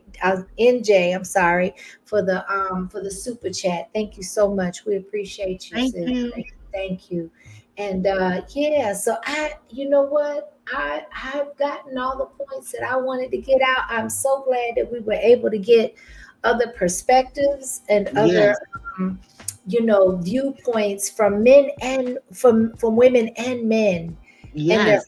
personal experiences, because I absolutely learned something, or some things, I should say, multiple points that were made. And all it takes is to be open. And I think the desire to want to do better, be better, and give more, you know, you have to be open to and honest enough and transparent to say, you know what, I could do much, much better in that avenue. Or, man, I've been doing that all wrong. No wonder I've been getting that kind of response. You know, everybody is what they say, chew the meat and spit out the bones. That's right. That's right. And we got a lot of meat for them to chew on tonight. I mean, it was a good live stream. I really enjoyed it. I enjoyed it. The chat was jumping with comments and stuff like that. Oh, I love it. Yeah, we're going to do this again, y'all, real soon. So y'all stay tuned. Hey, Mr. Kima, do you have the overlay for the CMOS gel? Do you have that available? If not, they can look on it on the Jigamabob. Okay, just a brief so advertisement, y'all. Yes, we got Miss Yo is got some. Go ahead, you can introduce your own. Listen, you can do it better than I can. Well, no, actually, it's self-explanatory. Okay. You guys know. You go ahead. You go ahead, Mr. Kima. You go ahead. Right, You good at it too. Okay, yeah. So Miss Yo is actually doing consultations. She is offering 60 and 120-minute sessions. The areas of expertise is all listed. Her Google number is there, and just call and have a conversation. And then while she's doing that, she's also, hold on a minute, y'all. I got to get my life together. I'm gonna get some things moved, y'all. Yeah, she's, you know, you got to heal from the inside out, y'all. There's a lot of different options out there that you can exercise and take. And sometimes I think there's too many options, but from, I've taken the CMOS, other people have, we got to start doing, you know, or you should consider doing some reviews, and we can actually post those. But listen, I've been taking CMOS since 2016, and I think you can get some that tastes good, that has a good consistency, it's fresh, and it's from St. Lucia, because she told me she's from St. Lucia. Definitely, it's the real deal. It's the real deal. And you know, and okay, so listen, y'all know I exercise all the time anyway. I'm just more consistent now than I have been. But I always get it in. If it's not, I'm always making my body move, and my mind is always moving. So we just like we had this conversation about the men crying, and you know, we have all kinds of things going on in our life. That's when you can call me about this consultation. I'll be glad to speak with you. You know, to set up an appointment, let me know in advance. I like to schedule stuff in advance, right? And I have been talking to many of you already for quite some time now, and I appreciate your services and your business. So I want us to be able to start working more on our thoughts, more on our health, and you know, and how we treat one another. That's living life for real. You don't have to be rich to feel good. You see what I'm saying? All you have to do sometimes is to talk about your problems to somebody you can trust, like old Yo here. And then you take your little CMOS, right, with all my special ingredients in it, and it's made to order. I don't make batches of them and just sell them. No, when you order it, I'll tell you the day you can get it, and I'll make it, you know, right then, the day before it's shipped out. It'll come straight to your door. Okay, so we have what you need. All right, and again, you can go on my community wall, and you will see the telephone number for both things, for the CMOS and for consultation, depending on what you want. We'll talk about it. And I guarantee you're going to feel better from the inside out. Ta-da, that's the commercial, y'all. If you got an issue with texture with the gel, then it's always capsules that you can absolutely take as an alternative. And personally, what I do is I like take the CMOS at the house, the gel, because you got to keep it cold and got to keep it refrigerated, well refrigerated. But then there's sometimes I'll be running out the house and I'll forget, but then I have capsules in my purse. Yeah, you like the capsules, and you also like the elderberry too. You like that too. You like that. Hey, Andre gave us the 10 gifted. You 10 gifted, Mr. Kimi. And thank you, Andre. Look at you in the bushes. I'm gonna need you to go in the bushes on my channel too, Andre W. I'm gonna fly you out sometime. You did? gonna start flying your lungs part. out. Yes, I'm just yes, messing with him. indeed. But He always that's all flying right. somebody We out. all get blessed with this. Thank you so much, Andre, for the 10 gifted Yes. memberships. And we got Yes. Tasha Cherie in the building that got gifted a membership. Julia Graham's in the building. Robert, Grower Tech G. Yes. And Beverly was gifted a membership. Nate. Hey, Lonnie. That's it. I was going to keep going. Thank you so much. We appreciate you. Yeah, y'all. Thank you so much, y'all. And again, y'all gonna see us coming up soon. We're gonna try to do more, more live streams. You'll be a little more visible on this Jigamabob. And yeah, we're gonna have more services to share with you guys too. Okay, coming soon. All right, y'all stay tuned. And again, thank y'all for coming. We're not gonna drag it out, y'all. Thank y'all. I really appreciate y'all. Shirley, drop me Yes. down, baby. Y'all have a good, blessed week and make something move. All right, y'all? Yes, indeed. Thank Thanks, you, everybody. All right, Laverne. Yes, indeed. Thank everybody for coming through. Really, really appreciate you. Everybody's participation, all of the donations, just the ones that hit the panel and had something to say and experiences to share. We can all grab something from everybody as long as we are open to receive the information. And you know what? If it don't apply, then let it fly, right? But I appreciate everybody for coming through. Shout out to my members. We got Sassy81 in the building as a member. I appreciate you. You are a consistent supporter and it does not go unnoticed. Thank you so much. Grower Tech is in the building. He is a member. We appreciate you. And I think all of the newer members that Andre W just gifted, we named. So with that being said, we gonna get on up out of here, y'all. I appreciate everybody. We appreciate you. And we gonna see y'all on the next go around. Peace, everybody.